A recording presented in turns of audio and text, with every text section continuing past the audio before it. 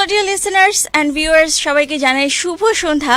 আজকে বৃহস্পতিবার এবং অ্যাজ ইউজুয়াল চলছে লং ড্রাইভ উইথ আরজে শোভা, এবং আজকে আমাদের সঙ্গে আছেন একজন খুবই স্পেশাল মানুষ। আপনারা সবাই জানেন যে প্রায় বৃহস্পতিবারে আমার সাথে কোনো না কোনো একজন বিশেষ ব্যক্তিত্ব থাকেন। তো আজকে আমরা ঠিক তেমনভাবেই একজন বিশেষ ব্যক্তিকে আমরা নিয়ে এসেছি, যে হচ্ছে কিনা আমাদের সাথে আজকে উপস্থিত হয়েছেন। তার নাম হচ্ছে, তার অনেকগুলো পরিচয় আছে, আমি দিচ্ছি একটা একটা করে। বাট ফার্স্ট অফ অল, ভাইয়ার নাম হচ্ছে আব্দুল মোমেন রোহিত। নামটা খুবই পরিচিত আমাদের নেটিজেনদের কাছে, বিকজ এই নামটা শোনেননি ফেসবুকে এরকম মানুষ খুব কম আছেন। বিকজ ভাইয়া হচ্ছেন ফার্স্ট অফ অল একজন খুব শৌখিন বাইকার এবং ট্রাভেলার। তার ট্রাভেল নিয়ে যদি কথা বলতে যাই তাহলে আজকে সারা রাত পার হয়ে যাবে। সো রোহিত ভাইয়া ট্রাভেলিং এবং ট্রাভেলিং রিলেটেড যে, তো আসসালামু আলাইকুম ভাইয়া, কেমন আছেন? আসসালামু আলাইকুম দর্শকদের এবং আপনাকেও রমজানের থ্যাংক ইউ শুভেচ্ছা। So much. মানে আসতে কোনো সমস্যা হয়নি তো? যেহেতু রমজান মাস, আমরা জানি যে সবারই একটু মানে রাস্তাঘাটে একটু প্রবলেম হয় আসতে, সেক্ষেত্রে ঠিকভাবে কি পৌঁছাতে পেরেছেন কিনা? হ্যাঁ, আলহামদুলিল্লাহ। আচ্ছা, সো আজকে হচ্ছে বৃহস্পতিবার, আমাদের এই শোটার নাম হচ্ছে লং ড্রাইভ উইথ আরজে শোভা। তো বেসিক্যালি লং ড্রাইভ নিয়ে আমরা কথা বলি এই শোতে, এবং ড্রাইভ নিয়ে, বা বৃহস্পতিবার মানেই হচ্ছে ট্যুর অ্যান্ড ট্রাভেলস। তো ভাইয়া যেহেতু ট্রাভেলিং খুব পছন্দ করেন, আজকে আমরা ভাইয়ার সাথে একটা একটা করে আলাপ করবো যে আমরা আসলে যারা ট্রাভেল লাভার তাদের জন্য এই শোটা খুবই ইন্টারেস্টিং। চাইলে আমাদের সঙ্গে যুক্ত হতে পারেন আমাদের ফেসবুকের পেজে। আমাদের সাথে যুক্ত হতে আমাদের ফেসবুকের পেজে জয়েন করুন, facebook.com/radiodhani 91.2 FM, এবং আপনি আপনার মতামত জানাতে পারেন, আপনি আপনার কমেন্টস করতে পারেন, আপনার যে কোনো কিছু, anything you wish, you can speak to us and comment us on our page. So ভাইয়া, চলে যাই হচ্ছে আপনার সাথে একটু গল্পে, যে আপনার যে এই যে মানে বাইকার বা বাইক রিলেটেড যে শখটা, মানে বাইকিং এর প্রতি যে একটা ভালোবাসা বা ট্রাভেলিং এর প্রতি যে একটা ভালোবাসা, এটার স্টার্টিংটা কোত্থেকে হলো বেসিক্যালি? বাইকের প্রতি ভালোবাসাটা আসলে এটা আমার বাবা থেকে শুরু। আচ্ছা। চাকরির সুবাদে বাবাকে দেখতাম যে মানে বাইক চালাতেন হুম। আমার একদম আর্লি লাইফে। আচ্ছা। অনেক ছোট তো সারাদিন দেখা যেত যে বাবার বাইকের উপরে বসে থাকতাম, ওইখানেই আমি খেতাম, ওইখানেই মানে টাইম পাস হইতো, ওইখানেই ঘুমাইতাম অলমোস্ট। তো তারপরে হচ্ছে আমার বড় ভাইয়া, উনিও বাইক লাভার ছিলেন, ওনারও বাইক ছিল। তো ছোটবেলা থেকেই ওই বাইকের সাথে পরিচিতিটা হয়ে গেছে আর কি।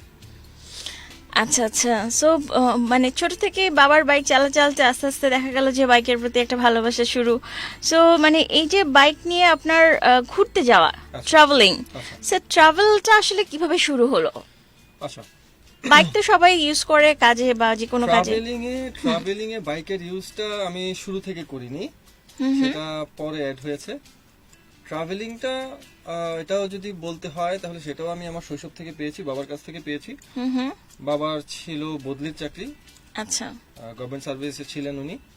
তো খুব ছোটবেলায় বাবাকে দেখতাম যে বাবা যখন সিলেটে পোস্টেড ছিলেন, তো সেখান থেকে প্রায় জাফলং যেত, এখানে যেত, সেখানে যেত। তো বাবার সাথে সাথে আমিও ঘুরতাম। দেন বাবা যখন চট্টগ্রামে আসলো, বাবার পোস্টিং ছিল কাপ্তাইতে, সেখানে আমাদের বাংলোটা খুব সুন্দর ছিল। কাপ্তাইতে চন্দ্রকোনায় ছিলাম, বাবার সাথে আশপাশের এরিয়াগুলো ঘুরতাম সুযোগ পেলেই।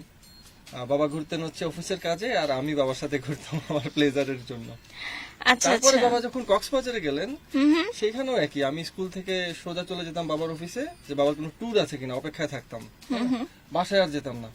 তো দেখা যেত যে স্কুল থেকে চলে গেছি বাবার অফিসে, ওইখান থেকে চলে গেছি আমি সফরে বাবার সাথে। বাবা চলে যেত ইনানি বা টেকনাফ বা উখিয়া, নানান জায়গায়। তো ওই যে প্রকৃতির সাথে মানে ঘুরতে ঘুরতে, প্রকৃতির মাঝে ঘুরতে ঘুরতে, ওই যে প্রকৃতির সাথে একটা অ্যাটাচমেন্ট হয়ে গেছে, সেটা আস্তে আস্তে স্টুডেন্ট লাইফের শেষে এসে ওটা আরো মানে জোরদার ভাবে শুরু হয়। আচ্ছা। তো ট্রাভেলিংটাই আমার আগে শুরু হয়, মানে যখন স্বাধীনতাটা বাড়তে থাকে আস্তে আস্তে, স্বাধীনতাটাও বাড়তে থাকে, আমার ওই ট্যুরের মাত্রাটাও বাড়তে থাকে। দেন যখন আমি বাইক চালানো শুরু করলাম, নিজে বাইক ওন করলাম, তো তখন চিন্তা করলাম যে বাইকটা তো চালাতে পারি, আল্লাহর রহমতে খারাপ না, তাহলে বাইক নিয়ে কেন লং ডিস্টেন্সে যাচ্ছি না। তো তারপর ঘাটাঘাটি শুরু করলাম, ইন্ডিয়ান বিভিন্ন ব্লগ ফোরাম দেখতাম, বাইরের দেশের বিভিন্ন ব্লগ ফোরাম দেখতাম। তো দেখলাম যে তারা বাইকটাকে অনেক মানে লং ডিস্টেন্সে ইউজ করে, এক দেশ থেকে আরেক দেশে চলে যাচ্ছে। আর আমাদের তো বাংলাদেশ, হ্যাঁ, সকালবেলা যদি আমি ঢাকা থেকে রওনা দিই, ধরেন বাংলাদেশের এক প্রান্ত থেকে আরেক প্রান্তে যেতে হায়েস্ট 8-9 ঘন্টা লাগবে, এইরকম ছোট দেশ আমাদের। তো আমি কেন ইউজ করবো না বাংলাদেশে? তো উৎসাহটা সেখান থেকে পেলাম। তারপর শুরু হয়ে গেল বাইক নিয়ে আমার রাস্তায় নামা, ঘোরাফেরা মানে ঘোরাফেরা। ঢাকার বাইরে ঢাকার বাইরে আপনি এ পর্যন্ত মানে কতগুলো জায়গা ট্রাভেল করেছেন? কতগুলো জায়গা এভাবে আসলে হিসেব করে বলা যাবে না, অগণিত বলতে গেলে বলা যায় যে কতগুলো বিভাগ, বলতে গেলে বিভক্ত সব শেষ, জেলাও সব শেষ। ও মাই গড, সব বিভাগ কভার করেছেন? হ্যাঁ, আলহামদুলিল্লাহ, সব জেলাও। আচ্ছা, এবং আমি কিন্তু শুধু বিভাগ আর জেলার মধ্যে নিজেকে সীমিত রাখিনি। দেখা গেছে যে ওটা কোনো টুরিস্ট অ্যাট্রাকশন না, ওইখানে দেখার কিছু নাই। হ্যাঁ, তারপরেও জাস্ট ওই রাস্তাটা এক্সপ্লোর করব, ঠিক আছে, এই ইউনিয়নটা কেমন, এই থানাটা কেমন, এই রাস্তাটা কেমন, গুগল ম্যাপ ধরে ধরে আমি দেখা গেছে যে আননোন ওই রাস্তাগুলো আমি এক্সপ্লোর করছি। আচ্ছা।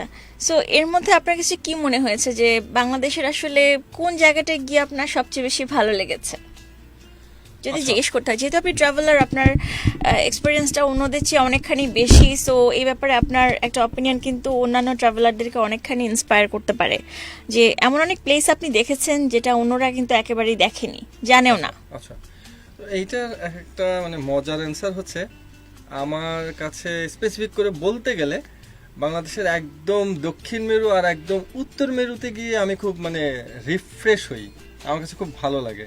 উত্তর মেরু আচ্ছা। দ্যাট মিনস হচ্ছে তেতুলিয়া, আর দক্ষিণ মেরু মানে হচ্ছে সেন্ট মার্টিন। মানে এই দুইটা জায়গায় গেলে আই ফিল মোর অ্যালাইভ, এখানে আমার রিফ্রেশমেন্ট খুব ভালো হয়, সময়টা খুব ভালো কাটে, এবং এই দুইটা ডেস্টিনেশন হচ্ছে আমার খুব ফেভারিট ডেস্টিনেশন। আচ্ছা ভাইয়া, আরেকটা জিনিসে আসি, সেটা হচ্ছে যে আস্তে আস্তে এরকম ট্রাভেল বা ঘুরতে গিয়ে আপনি দেশের সীমানার বাইরে চলে গেলেন, জি। যে জিনিসটা আসলে আমাদের সবার কাছে খুব সারপ্রাইজিং ছিল যখন ফেসবুকে জানতে পারলাম যে বাংলাদেশি একজন মানুষ বাইক নিয়ে মানে পৃথিবীর মানে অন্য একটা জায়গায় যাচ্ছে। এটা কিন্তু আমাদের জন্য একটা বিশাল অ্যাচিভমেন্ট। সো এই ব্যাপারটা নিয়ে যদি আপনি কিছু বলেন। আহ, বাংলাদেশি রেজিস্টার্ড মোটর বাইক নিয়ে বাংলাদেশের বাইরে যাওয়ার বিষয়টা যদিও আমাকে দিয়ে বেশি হাইলাইটেড হয়েছে, বাট আমি কিন্তু প্রথম বর্ডার ক্রস করিনি। আমার খুব কাছের একজন ভাই, মিলন ভাই, ওনাকে আমি দেখেছি যে উনি একবার দুইবার এরকম ওনার বাইক নিয়ে উনি কলকাতায় গিয়েছেন। তো ভাইয়ার কাছ থেকে আমি সমস্ত তথ্য উপাত্ত নিয়ে দেন আমার তো ইচ্ছাই ছিল যে আমি লাদাখে জীবনে একবার হলেও বাইকিং করব। তো মানে ওই ড্রিমটাকে আমি একটু স্ট্রেচ লাদাখে করি কেন আর কি, আপনি শুধু বাইকিং বর্ডার ক্রস করতে না। গেলেন? মানে লাদাখটা কেন স্পেসিফিক্যালি? অন্য কিছু তো হতে পারতো। লাদাখকে কিন্তু মানে বলাই হয় যে paradise of bikers, I see. এইটার আলাদা একটা নামই আছে। আচ্ছা। মানে আপনি যদি বাইকার হন, মানে আপনাকে অবশ্যই লাদাখ একবার হলেও ভিজিট করতে হবে। এটা এমনই একটা জায়গা, মানে লাদাখটা হচ্ছে বাইকারদের জন্য আসলেই স্বর্গ। সেখানে যেমন Okay. ডিফিকাল্টিজ আছে, সেখানে তেমন ল্যান্ডস্কেপ আছে, সেখানে আপনাকে মানে অক্সিজেনের সাথে ফাইট করতে হবে, হাই অল্টিটিউডের সাথে ফাইট করতে হবে, ঠান্ডার সাথে ফাইট করতে হবে, আঁকাবাঁকা রাস্তা, মানে কি নাই সেখানে। বুঝতে পেরেছি। আচ্ছা, তারপরে সেই জার্নিটার মানে কিরকম ভাবে হলো বা ডিটেলসটা যদি একটু বলতেন, যে মানে কারণ লাদাখে যাওয়াটা তো আসলে যে যায় সেই বুঝতে পারে, যে যায় না সে শুধু জানে যে গেছেন। এখানে আমি একটু জানতে চাচ্ছি ডিটেলস, যে যারা বাংলাদেশের বাইরে, কারণ অনেক শৌখিন বাইকার আছেন যারা ঘুরছে বাইক নিয়ে, এবং তাদের আরো অনেক লং প্ল্যান আছে। সো সেই প্ল্যানগুলোর মধ্যে আপনি যদি একটু ইনক্লুড করতেন যে বাইরে যাওয়ার ব্যাপারটা কিরকম, বা কি কি ধরনের প্রবলেম ফেস করেছেন লাদাখে যাওয়ার সময়, বা এগুলো। That's a long story. 2016-তে যখন আমি যাই, তখনকার সিনারিও বেশ ভিন্ন ছিল। বিষয়টা তাদের কাছে, মানে যারাই শুনতো তাদের কাছে বিষয়টা বেশ উইয়ার্ড ছিল, যে মোটরসাইকেল নিয়ে তুমি এত দূর যাবা, কেন যাবা? আমি যখন খোঁজ নিতে যাই দেখি যে এনবিআর থেকে একটা পারমিশন লাগে। পারমিশন? তো এনবিআর মানে কি? National board of revenue? National board of revenue. আচ্ছা। হ্যাঁ, বাট তাদের প্র্যাকটিসটাও অমন ভাবে ছিল না। তারা হয়তো একটা দুইটা পারমিশন দিয়েছে এর আগে। হ্যাঁ, মানে এটা খুব রেয়ার কেস ছিল আর কি, বাইক নিয়ে বর্ডার ক্রসের বিষয়টা। তো আমি যখন যাই, তারা প্রথম বিষয়টাকে একেবারে পাত্তা দেয়নি। আমি তখন আমার পোস্টিং ছিল কুমিল্লায়, সেই কুমিল্লা থেকে আমি সোজা এনবিআর এসে উঠতাম, উঠে তারপরে যখন আমি বললাম যে এরকম এরকম আমি যেতে চাই, প্রথম মানে ওদের ইয়েটা ছিল যে পাগল নাকি, আর কোনো কাজ নাই, যে বাইক নিয়ে এত দূর যেতে হবে কেন? হ্যাঁ এত দূর যেতে হবে কেন, তারা খুব ডিসকারেজ করলো। তো আমি মানে প্রথম মানে কোনো আশার আলোই দেখলাম না ওদের কাছ থেকে, মানে কোনো রেসপন্সই পেলাম না। এরকম 4-5 বার আমি কুমিল্লা থেকে ডিরেক্ট আসছি, আসার পর এখানে ঘন্টার পর ঘন্টা বসেছিলাম। তো এটা বিশাল হিস্ট্রি। তো যাই হোক, এরকম করে আস্তে আস্তে 1 মাস 2 মাস 3 মাস যায়, আমি প্রতিদিন যাই, তারা প্রতিদিন আমাকে দেখে। উদ্দেশ্য কি? ওই একটাই উদ্দেশ্য, আমি একটা দরখাস্ত নিয়ে আসছি যে মোটরসাইকেল নিয়ে ভারত ভ্রমণ প্রসঙ্গে। মানে এটা তাদের কাছে একটা স্পেশাল ব্যাপার যে এই মানুষটা আসছে এভরিডে এমন একটা প্রপোজাল নিয়ে, যে প্রপোজালটা আসলে তাদের কাছে খুব অদ্ভুত মনে হচ্ছে। হ্যাঁ, একসেপ্ট করবে কি করবে না, বা এটা কেন হচ্ছে, পারপাসটা বুঝতে পারছে না। বুঝতে পারছে না। বুঝতে পেরেছি। তো যাই হোক, তারপরে আমি আস্তে আস্তে ওদেরকে বোঝাইতে সমর্থ হই যে দেখেন, আমি বাংলাদেশে আমি মানে এনাফ বাইকিং করছি। বাংলাদেশের মাটিতে আমার বাইকের চাকার দাগ পড়ে নাই, এমন মাটি খুব কম আছে, এমন রাস্তা খুব কম আছে। আমি এটাকে আর একটু স্ট্রেচ করতে চাই। আমি বাংলাদেশের গন্ডি পেরিয়ে আমি দেশের বাইরেও যেতে চাই। তো যাই হোক, তারা শেষ পর্যন্ত আমাকে একটা মানে অনুমতি দেয় না, আবার অনাপত্তিও দেয় না, মাঝামাঝি একটা চিঠি দেয় যে বাংলাদেশ রপ্তানি ধারা 2.6.4 অনুযায়ী আমাদের কিছু করণীয় নেই। পরবর্তীতে ওইটা নিয়ে আমি বেনাপোল কাস্টমসে ফাইট করি। না, আচ্ছা, সো ফাইট করে ফাইনালি আপনি জিতে গেলেন।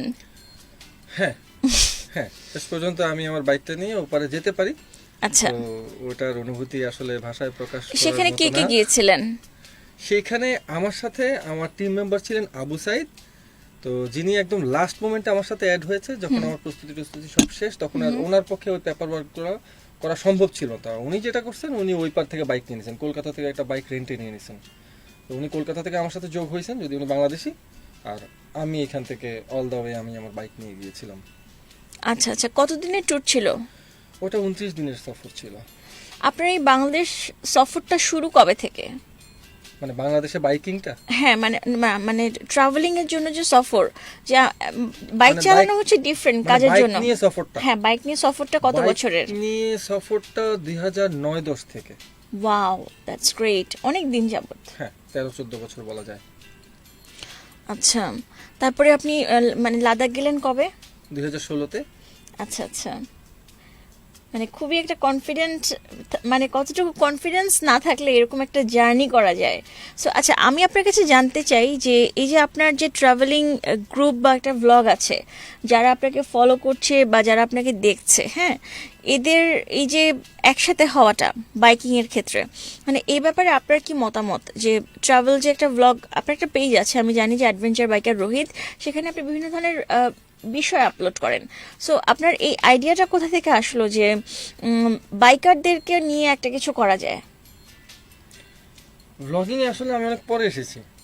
আচ্ছা, যদিও বাইকার হিসাবে আমি মোটামুটি বাংলাদেশের বলতে পারেন যে one of the senior member, but blogging এর ক্ষেত্রে কিন্তু আমি অনেক পরে এসেছি। মানুষজনের চাপে যখন বলতেছিল যে রোহিত ভাইয়া আপনি কেন ব্লগিং এ আসতেছেন না, আপনার যে মানে আপনার যে কনফিডেন্সটা, ইন্সপিরেশনটা, হ্যাঁ, ইন্সপাইরেশন আমার মানে ফ্রেন্ডস এন্ড ফ্যান্স।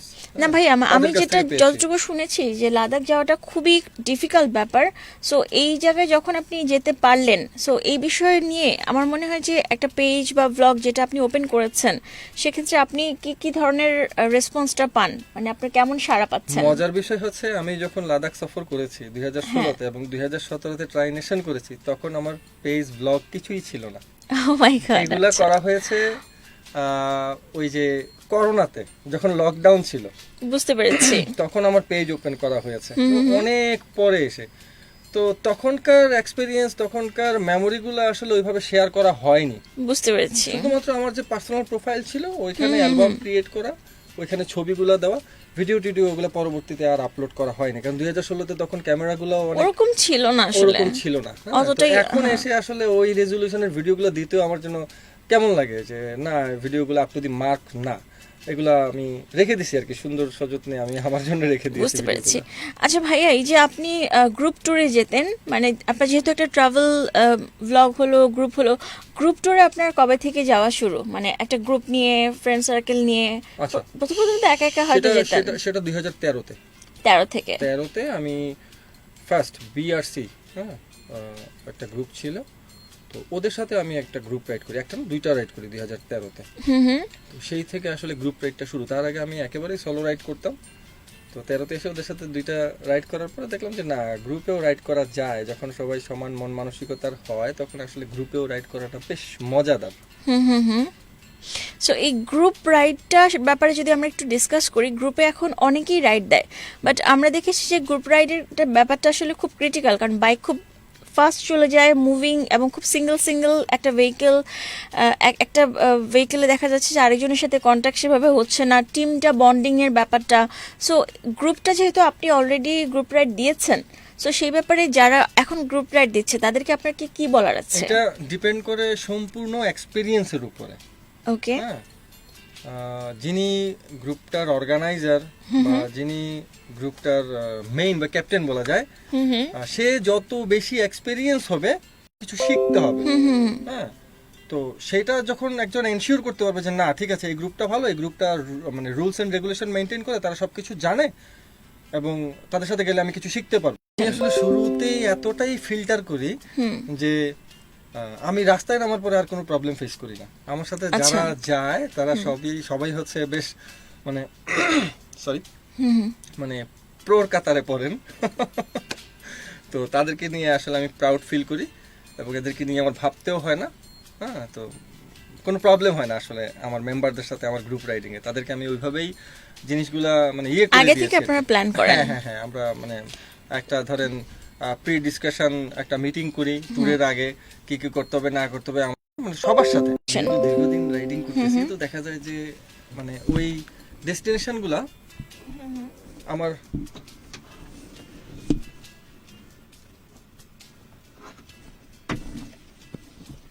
ঠিক আছে। হ্যাঁ, ঠিক আছে। তো ওই ডেস্টিনেশন গুলো আমার পূর্ব পরিচিতই থাকে মোস্ট অফ দ্য টাইম। কিছু কিছু ক্ষেত্রে দেখা যায় যে আমি গ্রুপ নিয়ে নতুন জায়গায় যাই, কিছু কিছু জায়গায়, but most of the time দেখা যায় যে এগুলা আমার মানে পরিচিত গন্ডি। তো ওগুলো আমার আগে থেকে স্টাডি করা থাকে।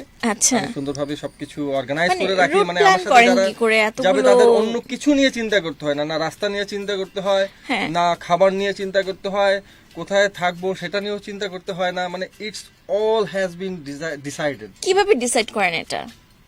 আমার হয়ে যায়, প্ল্যানিং হয়ে যায়, আমার কাগজ কলম কিছু লাগে না, আমার মাথাতেই হয়ে যায় যে এখান থেকে এখানে এত কিলোমিটার, ওকে আমার এত ঘন্টা লাগবে, তারপরে আমরা এখানে উপস্থিত হব। মানে কিভাবে আপনি রেসিডেন্সটা মেনটেন করেন, বা কিভাবে ফুড অ্যারেঞ্জ হয়, কিভাবে তাদের থাকাটা বা তাদের সেফটিটা এনশিওর হয়? ওই যে বললাম সবকিছু আমার পরিচিত গণ্ডির মধ্যে পড়ে। তো আমি জানি যে কোথায় ভালো খাবারটা পাওয়া যায়, কোথায় গেলে ভালো থাকতে পারবো, কোন হোটেলটা ছিমছাম, হ্যাঁ খুব এক্সপেন্সিভও না আবার একেবারে চিপও না, মডারেট। তো বিষয়গুলো আগে থেকে আমার মাথায় থাকে। মানে বাংলাদেশে যারা বেড়াতে যেতে চায়, ট্রাস্ট মি ভাইয়া, মানে 90% মানুষ যাবার আগে 1000 বার চিন্তা করে যে কোথায় থাকবো, কি খাবো, এগুলো হচ্ছে বেসিক চিন্তা, এবং আলটিমেটলি যাওয়াই হয় না। সো সেই জায়গায় আপনাদের যে ট্যুরগুলো ছিল, ট্যুরগুলো এত অ্যালাইভ ছিল এবং এত সুন্দর ছিল, গোছানো ছিল, দেখে মনে হতো যে মানে সবকিছু আগে থেকে ঠিকঠাক করা, একদম মানে ফিটফাট। সো সেই জন্য জিজ্ঞেস করছিলাম যে, কারণ এখন অনেকেই গ্রুপ ট্যুরে যেতে চায়, বেড়াতে যেতে চায়, তাদের জন্য আপনার এই টিপসগুলো কিন্তু অনেক ইম্পর্ট্যান্ট, যে তারা কিভাবে গুছাবে। কারণ গ্রুপ রাইড দেওয়ার সময় আমরা দেখেছি যে গ্রুপে অনেক সময় যারা পেছনের দিকে থাকে তারা কিন্তু অনেক সময় যদি কোনো কারণে কোনো প্রবলেমে পড়ে, সামনের জনরা কিন্তু খেয়াল করতে পারে না। তো সেক্ষেত্রে আসলে এটা কিভাবে হয়, মানে কিভাবে ম্যানেজ করা যায়? আমি যেভাবে মেনটেন করি, আমার গ্রুপ কখনোই আমি খুব বেশি লম্বা করি না, সর্বোচ্চ হয়তো 15টা বাইক থাকে। গ্রেট। তো এখন তো মডার্ন অনেক ডিভাইস চলে আসছে, কমিউনিকেটর ইউজ করি সেই 2013 থেকে। তখন খুব বেসিক কমিউনিকেটর ছিল, রেঞ্জ খুব কম ছিল, এখন অনেক ভালো ভালো ব্র্যান্ড চলে আসছে বাংলাদেশে। তো দেখা যায় যে ওই ফার্স্টম্যান এবং লাস্টম্যান যদি কমিউনিকেটরের আন্ডারে থাকে, কানেকশনের মধ্যে থাকে, সো মাঝখানে কি হলো না হলো সব খবরগুলাই ওই ক্যাপ্টেনের কাছে চলে যাচ্ছে, পিছন মানে থেকে বলে ফার্স্টে দিচ্ছে। একজন থাকছে, লাস্টে একজন থাকছে, তারা একটা কমিউনিকেশনে থাকতেছে, হেলমেট কমিউনিকেশনে থাকতেছে। আচ্ছা, বুঝতে পারছি। হ্যাঁ, তো মাঝখানে কি হচ্ছে না হচ্ছে সবগুলোই আমার কানে চলে আসতেছে। যে ভিউয়ার্স, আপনারা যারা বাইক নিয়ে গ্রুপ ট্যুরে যান, ভাইয়ার এই টিপসগুলো কিন্তু আসলে খুবই খুবই খুবই ইম্পর্টেন্ট। এগুলো আসলে জানলে অনেক কিছু থেকে হেল্প পাওয়া যায় এবং অনেক ধরনের প্রবলেম সলভ করে আমরা সুন্দরভাবে একটা ট্যুর দিতে পারি। আচ্ছা ভাইয়া, তাহলে আমরা এখন আসি আরেকটা টপিকে, সেটা হচ্ছে বাইকারদের সেফটি নিয়ে। যে ধরেন গ্রুপ ট্যুরে যাওয়া বা সোলো ট্যুরে যাওয়া, বা আমাদের ঢাকা শহরের মধ্যে এখন আমরা র্যাপিডলি শুনছি যে বাইক নিয়ে খুব প্রবলেম হচ্ছে। তো এটার পিছনে আসলে রিজনটা কি আপনার মতে? এইটার পিছনে রিজন খুঁজতে গেলে অনেক ডিপে যেতে হয়। হ্যাঁ, প্রথমত এই যে অপরিকল্পিত ভাবে হুম হুম বাইক ট্রান্সপোর্টেশনটা যে বাড়তে বাড়তে এখন কিন্তু অলমোস্ট মানে বিস্ফোরক আকার ধারণ করছে, ঢাকা নিতে পারতেছে না বাইকার, হুম হুম হুম। সত্যি কথা যেটা। তো Pathao is a good concept, Uber is a good concept, ঠিক আছে, বাইক দিয়েও ট্রান্সপোর্টেশনটা করা যায়। যারা বাইক নিয়ে মানে বাইক চালাতে পারে না, বাট তাকে অফিস টাইম মেনটেন করতে হবে, তাকে জরুরি মিটিং মেনটেন করতে হবে, সেক্ষেত্রে কিন্তু বাইকের বিকল্প নেই। একমাত্র এইটাই আপনাকে কিছুটা ইনসিউরিটি দিতে পারে যে আপনি সময় মতো এখানে উপস্থিত দিতে পারবেন, মানে ঢাকা শহরে কেউ আর এই গ্যারান্টি দিতে পারে না। দিতে পারে না একমাত্র তো- বাইক আর সাইকেল ছাড়া। হ্যাঁ, এইটার একটা ভালো দিক। হুম, পজিটিভ সাইন। তো মানে কিন্তু এতটাই বাইক বেড়ে গেছে নিয়ন্ত্রণের অভাবে যে এখন মানে রাস্তাঘাটে চলতে গেলে আমাদেরকে কিন্তু ভাই প্রবলেমটা আপনার কি ফেস মনে হয় যে করতেই বাইক হচ্ছে। বাইককে নিয়ন্ত্রণের জন্য বাইকের প্রবলেম হচ্ছে, নাকি আদার্স কোনো প্রবলেমের কারণে বাইকাররা ঠিকমতো রাইড করতে পারছে না? ঢাকার বিজি ট্রাফিক তো এটার একটা মস্ত বড় কারণ, ঠিক আছে, মানে অনেক কিছুই এটার সাথে আসলে জড়িত, সবকিছুকেই নিয়ন্ত্রণ করতে হবে। হ্যাঁ, তো কারণ বাইকের আসলে জন্য যেমন আমাদের এই আলাদা ব্যস্ত একটা লেন জীবনে, দরকার, এবং হ্যাঁ। ওই পাঠাও টাঠাও এগুলোকে যেমন একটা মানে নিয়মের মধ্যে আনা দরকার, একটা রেজিস্ট্রেশনের মধ্যে আনা দরকার, একটা ড্রেস কোডের মধ্যে আনা দরকার। মানে এখন হচ্ছে এটা একটা হাই টাইম, এখনই এগুলোকে মানে লাগাম টানা উচিত, নাহলে 2 দিন পরে রাস্তাঘাটে আমরা চলতে গেলে খুব খুব প্রবলেম ফেস করব। মানে ঢাকার মধ্যে বাইকারদের যে সেফটিটা, এটা আসলে কেমন হওয়া উচিত? অবশ্যই নিয়ম কানুন জেনে বুঝে তারপরে রাস্তায় নামতে হবে, প্রপার ট্রেন আপ করতে হবে, কারণ মানে আমরা আলাদা একটা ইনস্টিটিউট করা যায়। নিউজ পেপারে একটা ব্যাপারে দেখি যে প্রতিদিনই বাইক দুর্ঘটনা ঘটছে আমাদের ঢাকা শহরে, everyday, every single day. So এটা কেন হচ্ছে? এতটা কিন্তু দুর্ঘটনা অন্য কিছুতে, রিক্সাতে বা বাসে অন্য কিছুতে হচ্ছে না যতটা না বাইকে হচ্ছে ঢাকার ভেতরে। এইখানে একটা কথা আছে, বাইকের অ্যাক্সিডেন্ট গুলো কিন্তু আবার একটু মানে ওভার হাইলাইটেড, বুঝতে পারছেন, মানে অন্য দুর্ঘটনাগুলোর খবর ছাপলে নজর কাড়ে না, কিন্তু বাইকের একটা দুর্ঘটনার খবর ছাপলে কিন্তু সেটা খুব বেশি ফলাও হয়। আরেকটা বিষয় হচ্ছে বাইকের সংখ্যাও কিন্তু অনেক বেশি, সেই তুলনায় আবার অ্যাক্সিডেন্টের রেশিও কিন্তু কম। ধরেন 100টা বাইকের ক্ষেত্রে অ্যাক্সিডেন্ট হচ্ছে 10টা, দ্যাট মিনস 10%। আবার ওইখানে যে দেখেন যে 50টা গাড়ির ক্ষেত্রে অ্যাক্সিডেন্ট হচ্ছে 10টা, তাহলে ওইখানে কিন্তু আবার 20%। তো বিষয়গুলো এরকম আর কি। কারণ কিন্তু আমি এই সংখ্যা কিন্তু পর্যন্ত same, 10টা এবং যতগুলো 10টা। মানে অ্যাক্সিডেন্টের ব্যাপার দেখেছি সেখানে বাইকারদের কিন্তু ফল্ট দেখিনি, পেছন থেকে সে কেউ ধাক্কা দিয়েছে। এগুলো তো আছেই, ম্যাক্সিমাম বাইকের অ্যাক্সিডেন্ট তো হয় আপনার 90% অপরের দোষে, 10% হয়তো তার নিজের ল্যাকিংস থাকে, বাট 90% হচ্ছে অপরের দোষে। আচ্ছা ভাইয়া, আর আরেকটা জিনিস আমাকে বলেন যে একজন বাইকার ঠিক কি কি ধরনের সেফটি নিয়ে উনি বাসা থেকে বের হবেন ওনার বাইক করার ক্ষেত্রে? যিনি প্রথমত তার একটা, সে যদি সিটিতেও রাইড করে তাকে অবশ্যই গ্লাভস, বুট, ভালো মানের হেলমেট ইউজ করা উচিত, আচ্ছা, এবং ট্রাফিক রুলস অবশ্যই ফলো করা উচিত। এই যে গ্লাভস, বুট বা হেলমেট, এগুলো আসলে কোথা থেকে মানে উনি কালেক্ট করবেন, বা আপনার কোনো অথেন্টিক প্লেস আছে কিনা, বা অর্ডার করবেন কিনা? কারণ আমরা অনেকেই অনেক টাকা খরচ করে যাই খুব হ্যাঁ, ফ্রেন্ডের আমরা দোকান। যখন এগুলো কালেক্ট করছি তখন কিন্তু বাংলাদেশে কিছু পেতাম না। আমি মোস্ট অফ দা মানে এটা কিন্তু একটা ইম্পর্টেন্ট ব্যাপার ভাইয়া, eBay কারণ থেকে পারচেজ করতাম, হ্যাঁ। অ্যামাজন থেকে গ্লাভস আনাইতাম, হেলমেট আনাইতাম দেশের But বাইরে থেকে। সবাই কিন্তু এখন এটা কিন্তু জানে দেশেই না। পাওয়া যাচ্ছে, এখন সবকিছু মানে উন্নত মানের জিনিসপত্র বাংলাদেশেই পাওয়া যাচ্ছে। প্রত্যেকটা ব্র্যান্ড এখন বাংলাদেশে চলে এসেছে, প্রত্যেকটা ব্র্যান্ডের ডিলার আছে বাংলাদেশে এখন, মানে খোঁজ করলে এখন বাংলাদেশে মানে একদম টপ কোয়ালিটির বাট জিনিসগুলো এই পেয়ে যাবেন। খোঁজটা ধরেন একজন নতুন যে বাইকার উনি যখন কিনবেন, ওনাকে দেখা যাচ্ছে যে শপকিপার যেটা সাজেস্ট করছে উনি ওটাই কিনছে, কিন্তু উনি বুঝবেন কি করে যে কোনটা ভালো একটা চয়েস হবে, একটা হেলমেট কোনটা বেটার হবে, একটা ভালো গ্লাভস কোনটা বেটার হবে? এখন তো হচ্ছে অনলাইনের যুগ, যে কোনো কিছু কেনার আগে অবশ্যই তাকে মানে একটু সার্ভে করে নিতে হবে, অবশ্যই। আর অনলাইনে সমস্ত ইনফরমেশন আছে, যাচাই বাছাই করার সমস্ত মানে সুযোগ আছে। হ্যাঁ, তো আগে একজন বাইকারের থাকা উচিত। আর কি কি ধরনের safe, can we believe someone যে এটা অথেন্টিক? এইগুলো আসলে খুব আপেক্ষিক ব্যাপার। হ্যাঁ, মানে হাতের 5টা আঙ্গুল যেমন সমান না, তেমন 5টা মেকানিকও সমান না, 5টা ওয়ার্কশপও সমান না। সে যেখানে কমফোর্টেবল, সেখানে যেখানে মনে করবে যে সে ভালো সার্ভিসটা পাচ্ছে, সে সেখানেই যাবে। আর এখন কিন্তু বাংলাদেশে মানে এই সার্ভিস স্টেশনগুলোও কিন্তু বেশ মানে ডেভেলপড। আগে দেখা যেত যে মানে আমরা যেসব গ্যারেজে কাজ করাইছি, এখন কিন্তু আর ওই কনসেপ্টটা নাই। এখন প্রত্যেকটা ওয়ার্কশপে বেশ মানে আধুনিক জিনিসপত্র আছে, আধুনিক মানে ফেসিলিটিস আছে। তো এখন আসলে মানে নির্ভর করার মতো ওই ইয়াটা চলে আসছে, পর্যায়টা চলে আসছে বাংলাদেশে। একটা জিনিস আমাকে বলেন ভাইয়া, যে একটা ছেলে যখন ইন্টার পাস করলো বা ম্যাট্রিক পাস করলো তখন সে তার বাবার কাছে ফার্স্ট ডিমান্ডটাই করে যে আমাকে বাইক কিনে দাও। হ্যাঁ, তো তখন দেখা যায় বাবা শখ করে বাইকটা কিনে দেয়। সো এই ক্ষেত্রে আপনার বলার কি আছে, যখন বাবা হয়তো কখনোই বাইক চালায় না বা ফ্যামিলিতে বাইক নেই, বাট ছেলের আবদার রক্ষা করার জন্য উনি বাইক কিনে দিলেন। সো সেক্ষেত্রে সেই সমস্ত যারা আপনার বাইক লাভার, তারাও কিন্তু বাইক লাভার, তারা বাইক চালাতে ভালোবাসে, তারা চায় চালাতে, বাট তাদের ক্ষেত্রে আপনার মেসেজটা কি হবে? আহ, কোনো রকম এক্সপিরিয়েন্স ছাড়া তারা খুব দামি একটা বাইক কিনে ফেলে। আসলে এটা খুব খুব মানে একটা ঝুঁকির বিষয়। হ্যাঁ, কজ তাদের বয়স খুব কম, হ্যাঁ। তাদের নলেজ খুব কম, এত বড় একটা পাওয়ারফুল মেশিন তারা হাতে পেয়ে যাচ্ছে। হ্যাঁ, মানে বলা যায় যে মানে ইট কুড বি ডেডলি তার জন্য, হতে পারে সে যদি সেন্সিবল না হয়। হ্যাঁ, তো এটা তার জীবনটাও নিতে পারে।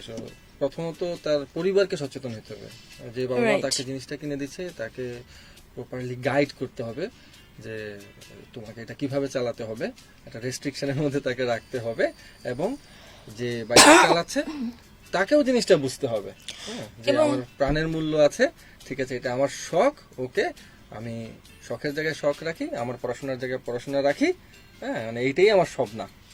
এটাই আমার সব না। রিয়েলাইজেশনটা বুঝতে হবে, পরিবার থেকে ওই শিক্ষাটা নিতে হবে। আরেকটা জিনিস হচ্ছে ভাইয়া, যে আমরা দেখি যে বাইকের ক্ষেত্রে যারা পিলিয়ন ইউজ করে অথবা যারা ট্রাভেলে যায়, তারা অ্যাকচুয়ালি কি কি ধরনের প্রিপারেশন নিয়ে যাবে। যেমন আপনি একটা ট্যুরে যাবেন, আপনার সাথে কি কি জিনিস থাকতে হবে, আদারওয়াইজ ট্যুরে যাবার পরে কিন্তু আর ওগুলো সেগুলো ম্যানেজ করা যায় না, যেটা আপনি কিন্তু বাসা থেকে ম্যানেজ করে নিয়ে যাওয়াটা অনেক ইজিয়ার। সো সেক্ষেত্রে যারা ট্রাভেলার, আপনার তাদের প্রতি সাজেশনটা কি থাকবে? আমি তো আসলে অনেক কিছু মেনটেন করি। আহ, আমি সবসময় দেখেছি আপনার বাইকের পেছনে একটা সুন্দর ব্যাগ থাকে, ব্যাকপ্যাক থাকে, সেই ব্যাকপ্যাকের মধ্যে কি কি থাকে এটা আমি একটু জানতে চাই। আচ্ছা, মানে অর্ধেক থাকে হচ্ছে আমার কাপড় চোপড়, বাকি অর্ধেক থাকে আমার টুলস। যেমন আমি Okay. অনেক আগে থেকে একটা পোর্টেবল কম্প্রেসর আমি ইউজ করি। কম্প্রেসার। হ্যাঁ, এয়ার কম্প্রেসর আর কি। কিসের তো জন্য? যেটা দিয়ে চাকায় হাওয়া দেওয়া যায়। ওকে। হ্যাঁ, এইটাও আমি ধরেন চলতে চলতে শিখেছি। আমি দেখেছি যে ওভারসিজ ট্রাভেলার যারা, তারা এমন এমন রাস্তা দিয়ে যায় যেখানে আসলে চাকা যদি বসে যায় তখন আর কিছুই কিচ্ছু করার করার থাকে থাকে না। না। তখন আমি দেখেছি তারা নিজেরাই ওই চাকাটাকে সারিয়ে ফেলতেছে। হ্যাঁ, তো আমি ওইগুলো অনলাইনে রিসার্চ করছি, ওই ডিভাইসটা পাইছি, ওই ডিভাইসটা আমি ইবে থেকে পারচেজ করছি সেই 2013-তে। স্টিল ইটস ওয়ার্কিং, এখন পর্যন্ত সেটা আমার কাছে আছে এবং এখন পর্যন্ত সে আমাকে সার্ভিস দিচ্ছে। ছোট্ট একটা জিনিস। আচ্ছা, তো এটার সুবিধা আমি বেশ কয়েকবারই পেয়েছি এবং আমার গ্রুপ রাইডে যারা গেছে তারাও এটার সুবিধা পাইছে বেশ কয়েকবার। আসলে চাকা সাধারণত মোস্ট অফ দ্য কেসে বসে না, কিন্তু যখন বসবে তখন তো সাফারিংস আর মানে মানে সীমা থাকে না। হ্যাঁ, সীমা থাকে না। সো এই ইকুইপমেন্ট গুলো নিয়ে মানে আর কি কি ইকুইপমেন্ট নিয়ে তারপরে তারা ধরেন বেরোতে আমার পারে? আমার আমার আমার ধরেন ক্লাচ লিভার বা ব্রেক লিভার এগুলো এক সেট থাকে, তারপরে ক্লাচ কেবল, থ্রোটল কেবল এগুলোও এক সেট থাকে। মানে টুকিটাকি টুলস, হ্যাঁ, এইগুলা আমি ক্যারি করি আর কি আমার সাথে। আমি স্বচ্ছন্দ বোধ করি এগুলো বা আমার সাথে থাকলে। ক্যাম্পিং বা টেন্টের ক্ষেত্রে বা যখন ক্যাম্পিং করি তখন আবার প্রিপারেশন সম্পূর্ণ ভিন্ন থাকে। আমার ওই স্যাডেল ব্যাগের একটা সাইডই হয় সম্পূর্ণ ক্যাম্পিং ইকুইপমেন্ট, আর আরেক সাইডে হচ্ছে আমার ওই জিনিসপত্র আর হচ্ছে কাপড় চোপড়। আচ্ছা, সো এইরকম ট্রাভেল দিতে গিয়ে বা ক্যাম্প করতে গিয়ে রাত্রেবেলা নিশ্চয়ই অনেকবার বাইরে থেকেছেন খোলা আকাশের নিচে। হ্যাঁ, থাকা হয়েছে। খুব মেমোরেবল কোনো স্মৃতি আছে কি যেটা খুব সুন্দর বা ভালো লেগেছিল? স্পেসিফিক ভাবে বলতে গেলে খুব সমস্যা, বেশ কয়েকটা স্মরণীয় রাতই আছে। আহ, যেমন ফার্স্ট আমি গ্রুপ নিয়ে বাইকারদেরকে নিয়ে ক্যাম্পিং করি হচ্ছে সন্দ্বীপে। সন্দ্বীপে। এবং ওইটাই কিন্তু আমাদের বাইকিং কালচারের প্রথম ক্যাম্পিং। হুম। হ্যাঁ, 2017-র দিকে সবাইকে নিয়ে সন্দ্বীপে আমি ক্যাম্পিং করি। সেই থেকে বেসিক্যালি বাংলাদেশে বাইকারদের মধ্যে ক্যাম্পিং এর প্রচলনটা শুরু আর কি। আচ্ছা। তারপরে তো ধাপে ধাপে বেশ কয়েক জায়গায় করেছি, বেশ কয়েক জায়গায়। তো ওই সন্দ্বীপের ওই ক্যাম্পিংটা আমার খুব মনে থাকবে। আর হচ্ছে আমরা একটা আননোন পাহাড়ে, বলিপাড়া, আর এই পাশে হচ্ছে এই মুহূর্তে মনে পড়ছে না, মানে আচ্ছা। বলিপাড়া আর্মি ক্যাম্প থেকে 2-3 কিলো এগিয়ে একটা পাহাড়ের উপরে আমরা মানে উইদাউট এনি প্ল্যান, Suddenly, রাত হয়ে যাচ্ছে, ভালো ওকে, লেগেছে। আজকে আর চালাবো না, পাহাড়টা ভালো লাগছে, আসো আমরা এখানে ক্যাম্পিং করি। হ্যাঁ, তো যেই কথা সেই কাজ, আমরা ওইখানে একটা জুম ঘর ছিল, তো জুম ঘরের পাশে আমরা ক্যাম্প করে ওই রাতটা থেকে যাই এবং বলিপাড়া থেকে আমরা ইনস্ট্যান্ট মুরগি টুরগি নিয়ে এনে ওইখানে পুড়িয়ে রাতে খুব মানে ইয়ে করি আর কি, দ্যাটস গ্রেট। barbecue করে আপনাদের খেয়ে ফেলি। ভাইয়া তাহলে একটা টিমে মোট কতজনের মতো থাকে টোটাল? এইটা আসলে ডিপেন্ড করে, কখনো 17-18 জন হয়ে যায়, কখনো 12-13 জন, কখনো 20-22 জন হয়ে যায়। আচ্ছা, আমি একটা জিনিস আপনার কাছে জানতে চাই ভাইয়া, বেসিক্যালি আপনি প্রফেশনালি কি করছেন? মানে you are a traveller, you are a biker, you are a blogger, also মানুষকে তো তার জীবিকা নির্বাহ করতে হয়। What about that? এই বিষয়টা একটু সিক্রেট রাখি আমি সবসময়। আমার ওই কর্মজীবন আর আমার প্যাশনের জায়গাটা আমি কখনো মিক্স আপ করি না। এটা তারপর আসলে আপনি যেহেতু কেউ প্রশ্ন করতে করছেন, চায় আমি না। বলি যে আহ, আমি একজন ব্যাংকার, আমি ব্যাংকে Okay. আছি। ওকে ওকে, সো আমি আরেকটু পার্সোনালি যদি যাই, যে রিসেন্টলি আপনি একটা মানে মিসহ্যাপ এর সাথে হয়তো মানে হয়ে গেছে, তো এই ব্যাপারে আমাকে যদি একটু বলেন যে অ্যাকচুয়ালি মানুষের যে দুর্ঘটনা, এটা তো আসলে মানুষের হাত থাকে না, আল্লাহ পাকের হুকুমে সবকিছু হয়ে থাকে, কিন্তু আসলে ঠিক কি কারণে মানুষের এই প্রবলেমগুলো, মানুষ অ্যাক্সিডেন্টগুলো ফেস করে? What is the reason? আপনার কাছে কি মনে হয়? প্রথম কথা হচ্ছে, অ্যাক্সিডেন্টের আসলে কোনো রিজন লাগে না।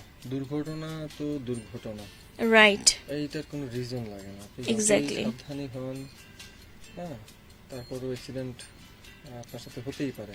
হতে পারে। এইটার কোনো রিজন লাগে না। এটা যে কখন হবে, কেন হবে, কার সাথে হবে, নো ওয়ান নোজ। এটা বলা যায় না, এটা বলা যায় না। বাট সাবধানের মান নাই। আল্লাহ পাক আমাদেরকে বলেছেন সাবধানে থাকতে, সাবধানে চলতে। আমাদের যেটা করণীয়, আল্লাহ পাকের নাম নিয়ে সর্বদা চলা, খুব সাবধানে থাকা। মানে আমাদের ঢাকার বাইরের যে রাস্তাগুলো, এগুলোর আসলে কি ধরনের সার্ভেলেন্স দরকার, বা কি ধরনের প্রবলেম? এইখানে কাজ করার মানে যথেষ্ট সুযোগ আছে, যথেষ্ট সুযোগ আছে গভর্নমেন্ট। আমি একটু সেটাই জানতে চাচ্ছিলাম ভাইয়া, যাতে করে আমাদের মান খুবই খারাপ। রাইডাররা একটু সেফলি ড্রাইভ করতে পারতো। অনেক সময় আমরা রাস্তাঘাটের জন্য অ্যাক্সিডেন্ট করি, এটাই হয়েছে। অনেক সময় আমরা অন্য গাড়ির ট্রাফিক রুলস ভায়োলেশনের কারণে অ্যাক্সিডেন্ট করি, অনেক সময় আমরা মানুষজন দূরদূরি করে এগুলোর জন্য অ্যাক্সিডেন্ট করি। মানে অনেকগুলো কারণ আমরা মানে self created, man made, human made. এইগুলো ইচ্ছা করলে মানে কাজ করার অনেক সুযোগ আছে। তো গভর্নমেন্ট চাইলে, আন্তরিক হইলে আমাদের রাস্তাঘাট এবং আমরাও সাথে আমাদেরকেও কাজ করতে হবে, সবাই সম্মিলিতভাবে কাজ করতে হবে। তখন কিন্তু আমরা এগুলা থেকে আস্তে আস্তে অনেকটা বেরিয়ে আসতে পারবো, অ্যাক্সিডেন্টের হার কমে আসবে। হ্যাঁ, যেমন আমি দেখেছি ইন্ডিয়ার হাইওয়ে গুলা, যে কেউ চাইলেই হাইওয়েতে উঠতে পারে না। হাইওয়ের পাশে অ্যাকচুয়ালি আমাদের দেশটা আসলে অনেক ছোট এবং ঘনবসতিপূর্ণ, জনবসতি এবং বাজারের পাশ দিয়ে আমাদের হাইওয়ে চলে গেছে। এটা খুবই আনসেফ, মানে খুবই রেল লাইনের উপর দিয়ে রাস্তা চলে গেছে, রেল লাইনের উপরে বাজার, এমনও আছে। তো এখন রাস্তাঘাট ভালো হচ্ছে, তো আস্তে আস্তে আশা করবো যে ওই পর্যায়ে যাবে এক সময়। প্রত্যেকটা মানে জনপদের উপর দিয়ে যখন হাইওয়ে যাবে, ওইখানে ফ্লাইওভার হয়ে যাবে, যেটা ইন্ডিয়াতে হয়েছে, এবং যেটা এখন হচ্ছে আমাদের এই ঢাকা টাঙ্গাইল হাইওয়ে, যেটা দেখা যায় যে ফ্লাইওভার চলে গেছে, নিচে দিয়ে হচ্ছে বাজার বা জনপদ। তো এই টাইপের রাস্তাঘাট দরকার। আসলে হাইওয়ে বলতে ওইটাকেই বোঝায়। আমাদের যে ঢাকা চিটাং হাইওয়ে, এটা মানে মোস্ট ডেঞ্জারাস হাইওয়ে। আচ্ছা আচ্ছা, মানে ঢাকা সিলেট হাইওয়ে, ওইটা তো আরো ডেঞ্জারাস। আমাদের বর্তমান সড়ক ব্যবস্থা হচ্ছে এইরকম যে দুর্ঘটনা না ঘটাটাই হচ্ছে দুর্ঘটনা, মানে দুর্ঘটনা ঘটবে, আমরা এটা স্বাভাবিক হয়ে গেছে। ডাকি। হ্যাঁ, আচ্ছা ভাই, আমাকে একটা জিনিস বলেন, আমি জানি না, এটা আমার পার্সোনাল কিউরিওসিটি থেকে আমি প্রশ্নটা করছি। অ্যাপার্ট ফ্রম এভরিথিং, যে মেয়র হানি ফ্লাইওভার যেটা, সেটাতে প্রচুর বাইক অ্যাক্সিডেন্ট হয়, কিন্তু কেন? আচ্ছা, এইখানে এটা আমার একটা কিউরিয়াস, একটা ঝামেলা আছে। এই জায়গাটা আমিও দেখেছি। এটা কেন? মানে এই প্রান্ত থেকে উঠলে, মানে চানখারপুল বা গুলিস্তানের প্রান্ত থেকে উঠলে আপনার ওই যাত্রাবাড়ির দিকে যেতে মাওয়ার দিকে যে ইয়েটা লেনটা গেছে, তার আগে কোথাও একটা মানে ইয়ে করা আছে, লোহার একটা পার্টিশন দেয়া আছে। আচ্ছা, তো ওই মানে একটা গ্যাপ করা আর কি, দুইটা লোহার পাত, মাঝখানে একটু গ্যাপ। তো ওইখানে বাইকের চাকা পড়লে মানে কখনো কখনো ইমব্যালেন্স হয়ে যায়, যে বাইকের সামনের চাকার ইয়েটা কম। এই জিনিসটা অলরেডি এখানে মনে হয় অনেক মানুষই মারা গেছেন, অনেক মানুষ মারা গেছে, কিন্তু এই জিনিসটা কি কোনো চেঞ্জ হচ্ছে না? আমি বর্তমান অবস্থা জানি না, আমি জানি না এখন ওগুলো ঠিক করেছে ভাই, কিনা। আপনাদের যে মানে বাইকার গ্রুপটা আছে বা টিমটা আছে, বা আপনারা যারা কাজ করছেন, তারা কি এই ব্যাপারে কোনো অ্যাওয়ারনেস ক্রিয়েট করার চিন্তা করেছেন? আমরা এখনো আসলে সাংগঠনিকভাবে কিছু করছি না, কারণ আপনারা তো অনেক জায়গায় ট্রাভেল করেছেন, আপনারা খুব সহজে আইডেন্টিফাই করতে পারেন যে কোন কোন জায়গাগুলো কিন্তু রিস্কি। সেই জায়গাগুলো কিন্তু আবার গভর্নমেন্টের পক্ষে খুব সহজে আইডেন্টিফাই করা ইজি না। সো আপনারা যদি একটু মানে আইডেন্টিফাই করে দিতেন যে এই জায়গাগুলোতে আমাদের কাজ করা দরকার, তারপর যদি প্রশাসন হেল্প না করে সেটা তো অন্য ব্যাপার, বাট এটা নিয়ে কি আপনারা কোনো লিস্ট করেছেন যে এই জায়গাগুলো থেকে আমাদের সাবধান হওয়া উচিত? না, এমন কিছু করা হয়নি আসলে, তবে চিন্তা ভাবনা আছে এমন কিছু একটা করব। আসলে সত্যি কথা বলতে মানে কর্মজীবন, তারপরে হচ্ছে 2টা দিন ছুটি, বাইকিং, সফর, এগুলা নিয়েই মানে সময় এত দ্রুত যায়, মানে সাংগঠনিকভাবে এগুলা নিয়ে যে মুভ করব সেই অবসরটা আসলে হয়ে ওঠে না। বাট তারপরেও ব্যক্তিগতভাবে কিন্তু আমি মানে আমার যে অ্যাওয়ারনেস ক্রিয়েট করার যে বিষয়টা আমার চারপাশের মানুষগুলোর মধ্যে আমি সর্বদাই করি, চেষ্টা করি। যখনই কেউ আপনাকে জানায় যে ট্যুরে যাচ্ছে? হ্যাঁ, চেষ্টা করি। হ্যাঁ, আবার আচ্ছা। মাঝে মাঝে কিছু কিছু বাইকাররা কিছু কিছু মানে ক্যাম্পেইনও করে। হ্যাঁ, যেমন লাস্ট ইয়ার 64 ডিস্ট্রিক্ট একটা ক্যাম্পেইন হয়েছিল আপনার এই ট্রাফিক অ্যাওয়ারনেস নিয়ে। আমাদেরই 3-4 জন ভাই ব্রাদার ওই ট্যুরটা করেছিল বিভিন্ন স্পন্সর নিয়ে। তো আমাদের বাইকাররা করে, মাঝে মাঝে সুযোগ পেলেই করে।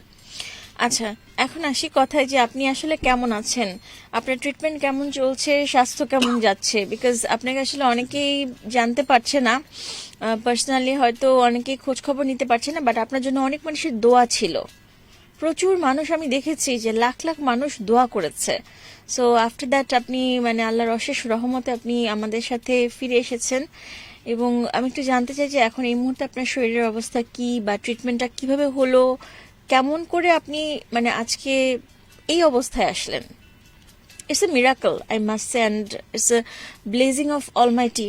আলহামদুলিল্লাহ, সুবহানাল্লাহ। I admit that it's a miracle, আসলে miracle। আল্লাহ পাকের মানে ডিরেক্ট রহমত ছাড়া আমার মানে update হাত করার একদম কথা বলে না যে হাত ধরে দিয়ে মানে নিয়ে আসা। বাঁচিয়ে তোলা, হ্যাঁ। তো আমার সাথে আসলে ওইটাই হয়েছে, এবং আমিও কিন্তু এখনো রিহ্যাবিলিটেশনে আছি। যেমন আমার কিন্তু ওই যে বেশিক্ষণ আমার বসতে কষ্ট হয়। আচ্ছা। তো এখনো আমি ওই পর্যায়ে যাইনি আর কি। এখনো চেষ্টা করছি নিজেকে পরিপূর্ণভাবে ফিরে পেতে, এবং ডাক্তার যেভাবে যেভাবে আমাকে পরামর্শ দিয়েছে আমি সেভাবেই চলছি, এবং আমি আরো বেশি এফোর্ট দেওয়ার চেষ্টা করছি। ডাক্তার আমাকে ট্রিটমেন্টের যথেষ্ট- টাইমে আপনার মানে মানে জটিলতাগুলো কি ছিল? আহ, আমার বিআরবিতে যেই 3টা অপারেশন হয়, এর মধ্যে একটা অপারেশন তো সাকসেসফুল হয়, কিন্তু অপারেশনের পরে প্রপার গাইডেন্সের অভাবে আমার ওই তারা যে প্লেটটা বসায়, হ্যাঁ, আমার পেলভিসে কোমরের হাড়ে ওই প্লেটটা ভেঙে যায়। এই একটা জটিলতাই আমি ও ফেস মাই করছি। গড। তো এখন আমি প্লেট আছে আমার বডিতে, বাট ওই প্লেটটা হচ্ছে অকেজো, ভাঙা।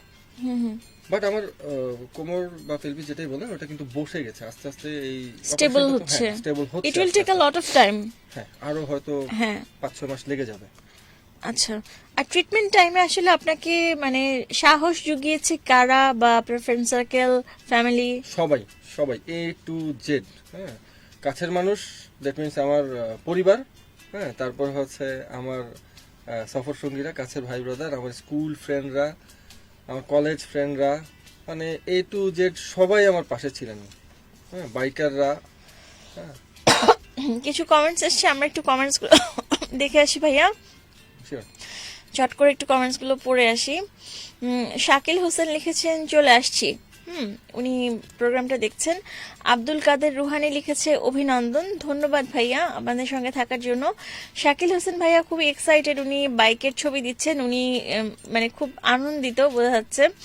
আরাফাত ইসলাম লিখেছেন আপু কেমন আছো, আমি গফরগাঁও থেকে, তোমাকে আজ কম শুনতে পারবো তাই আগে এমডি আরাফাত ছিল। আচ্ছা, আলহামদুলিল্লাহ ভাইয়া, রেগুলারই শুনতে পারবেন, রমজান মাসের কারণে টাইমটা চেঞ্জ হয়েছে, এখন থেকে 7টা থেকে প্রোগ্রাম হবে। আচ্ছা, আদিত্য ইনফার্নাল ভট্টাচার্য লিখেছেন অনেক অনেক ভালোবাসা ইন্ডিয়া থেকে, more miles to go. Oh my God. সে আমার খুব কাছের মানুষ, কলকাতার কৃষ্ণনগরের ছেলে। 2016-তে আমি সফর শেষ করে যখন বেনাপোলের দিকে আসতেছিলাম, তখন রাস্তায় সে দাঁড়িয়েছিল আমার সাথে দেখা করবে বলে। Wow, that's Very great. sweet একটা ছেলে, বাইকার, এবং খুব ভালো ছেলে। এটা আসলে অন্যরকম পাওয়া বলতে গেলে। আচ্ছা, সাগর আদনান ভাই লিখেছেন লাভ ইউ ভাইয়া, আপনাকে ভালোবাসা জানিয়েছে। আরাফাত ইসলাম লিখেছে হ্যাঁ আমি আমি ভালো আছি আরাফাত ভাইয়া, আমি সবসময় থাকবো তোমাদের সাথে, দোয়া করবো আমার জন্য, আমার যেন ঠান্ডা না লাগে, এটা একটা সমস্যা, আর ঠান্ডা কিছুটা ভালো হয়েছে। যাই হোক, লোকমান নিশান লিখেছে অ্যাডভেঞ্চার বাইকার কোথায়? এটা আমার কাছে ছোট ভাই, আমারই সফর সঙ্গী। আচ্ছা, অ্যাডভেঞ্চার বাইকারের পেজে অ্যাডভেঞ্চার বাইকার আছে। ভাইয়া আপনার পেজের লিঙ্কটা একটু বলবেন আমাদেরকে kindly. Adventure biker Rohit. Adventure biker Rohit লিখলেই আপনি পেজটা পেয়ে যাবেন। আপনার কি কোনো ইউটিউব চ্যানেল আছে? হ্যাঁ, একই নামে আছে, অ্যাডভেঞ্চার বাইকার। সেম নামে অ্যাডভেঞ্চার বাইকার রোহিত নামে আপনি ইউটিউব চ্যানেলটাও পেয়ে যাবেন। আশা করি পেজটা আরও গ্রো করবে, আরও বেশি বেশি করে আমরা ভিডিও পাবো। ফরহাদ আল রাজ লিখেছেন আছি ভাই, আপনার সাথে আছে। আরাফাত ইসলাম ভাইয়া লিখেছে আই লাভ ইউ। হ্যাঁ, থ্যাংক ইউ, আপনাকে ভালোবাসা জানিয়েছে সবাই, আপনাকে ভালোবাসা দিচ্ছে ভাইয়া। সাউথ জুবাইর লিখেছেন লাভ ইউ ভাই। থ্যাংক ইউ সো মাচ ভাইয়া। মিল্টন ভাইয়া লিখেছেন, সাইফুর রহমান মিল্টন ভাইয়া লিখেছেন রোহিত ভাইয়া আসসালামু আলাইকুম। ওয়ালাইকুম আসসালাম মিল্টন, মিরপুরের ছেলে। ফারা শারমিন লিখছে খুব চমৎকার আড্ডা শুনছি ময়মনসিংহ থেকে। Thank you so much Mymensingh থেকে যুক্ত হওয়ার জন্য। আকিলুল বাড়ি আমন ভাই লিখেছেন পুরোটাই রোহিত ভাই। পুরোটাই রোহিত ভাই মানে কি? পুরোটা তো রোহিত ভাই। পুরোটাই রোহিত ভাইকে অনেক ভালোবাসা। আচ্ছা, মানে উনি আপনাকে ভীষণ ভালোবাসে, সেটাই বোঝাচ্ছে। এ টু জেড আপনাকে ভীষণ ভালোবাসে। সাউদে ইসলাম শান্তা লিখেছে রিয়েল লাইফ হিরো, খুব ভালোবাসা জানিয়েছে। আচ্ছা, মোহাম্মদ নোবাইদ ইসলাম লিখেছে খুব সুন্দর ভাই, আপনাকে আজকে সুন্দর লাগছে। Thank you so much. আচ্ছা, খুনসুটি ভালোবাসা লিখেছে কেমন আছেন সবাই? হ্যাঁ, আমরা সবাই ভালো আছি। এখন চৈত্র মাসের গরম পড়ার কথা, কিন্তু কেন যেন ঠান্ডা পড়ছে। আল্লাহর রহমত, রমজানটা খুব ভালো কাটতেছে। হ্যাঁ, এই রমজানে কিন্তু মানুষের একেবারে মানে খুবই খারাপ অবস্থা হয়ে যায়, মানুষ ফেইন্ট হয়ে যায়। সেই জায়গায় আল্লাহর রহমতে বলা যায় ঠান্ডা পড়ছে, সুতরাং আমরা ভালো আছি আলহামদুলিল্লাহ। মোহাম্মদ নোবাইদ ইসলাম লিখেছে আমি ভারত থেকে দেখি। Thank you so much. Sam Pogo Paul লিখেছে লাভ ফ্রম ইন্ডিয়া। ভাইয়া ইন্ডিয়া থেকে একজন আপনাকে ভালোবাসা জানিয়েছে। হ্যাঁ, ও আমার খুব কাছের মানুষ। হ্যাঁ, আমি ওই ফেরার পথে ওদের সাথেও মিট করি রানাঘাটে। আচ্ছা, নোবাইদ ইসলাম লিখেছেন আমার স্যার মশিউর রহমান শান্ত ভাইয়া আমাকে বলেছেন রেডিও চ্যানেলের কথা। ও আচ্ছা আচ্ছা, শান্ত ভাইয়া হচ্ছে আমাদের খুবই প্রিয় একজন মানুষ, উনি আমাদের রেডিও ধ্বনির আরজে।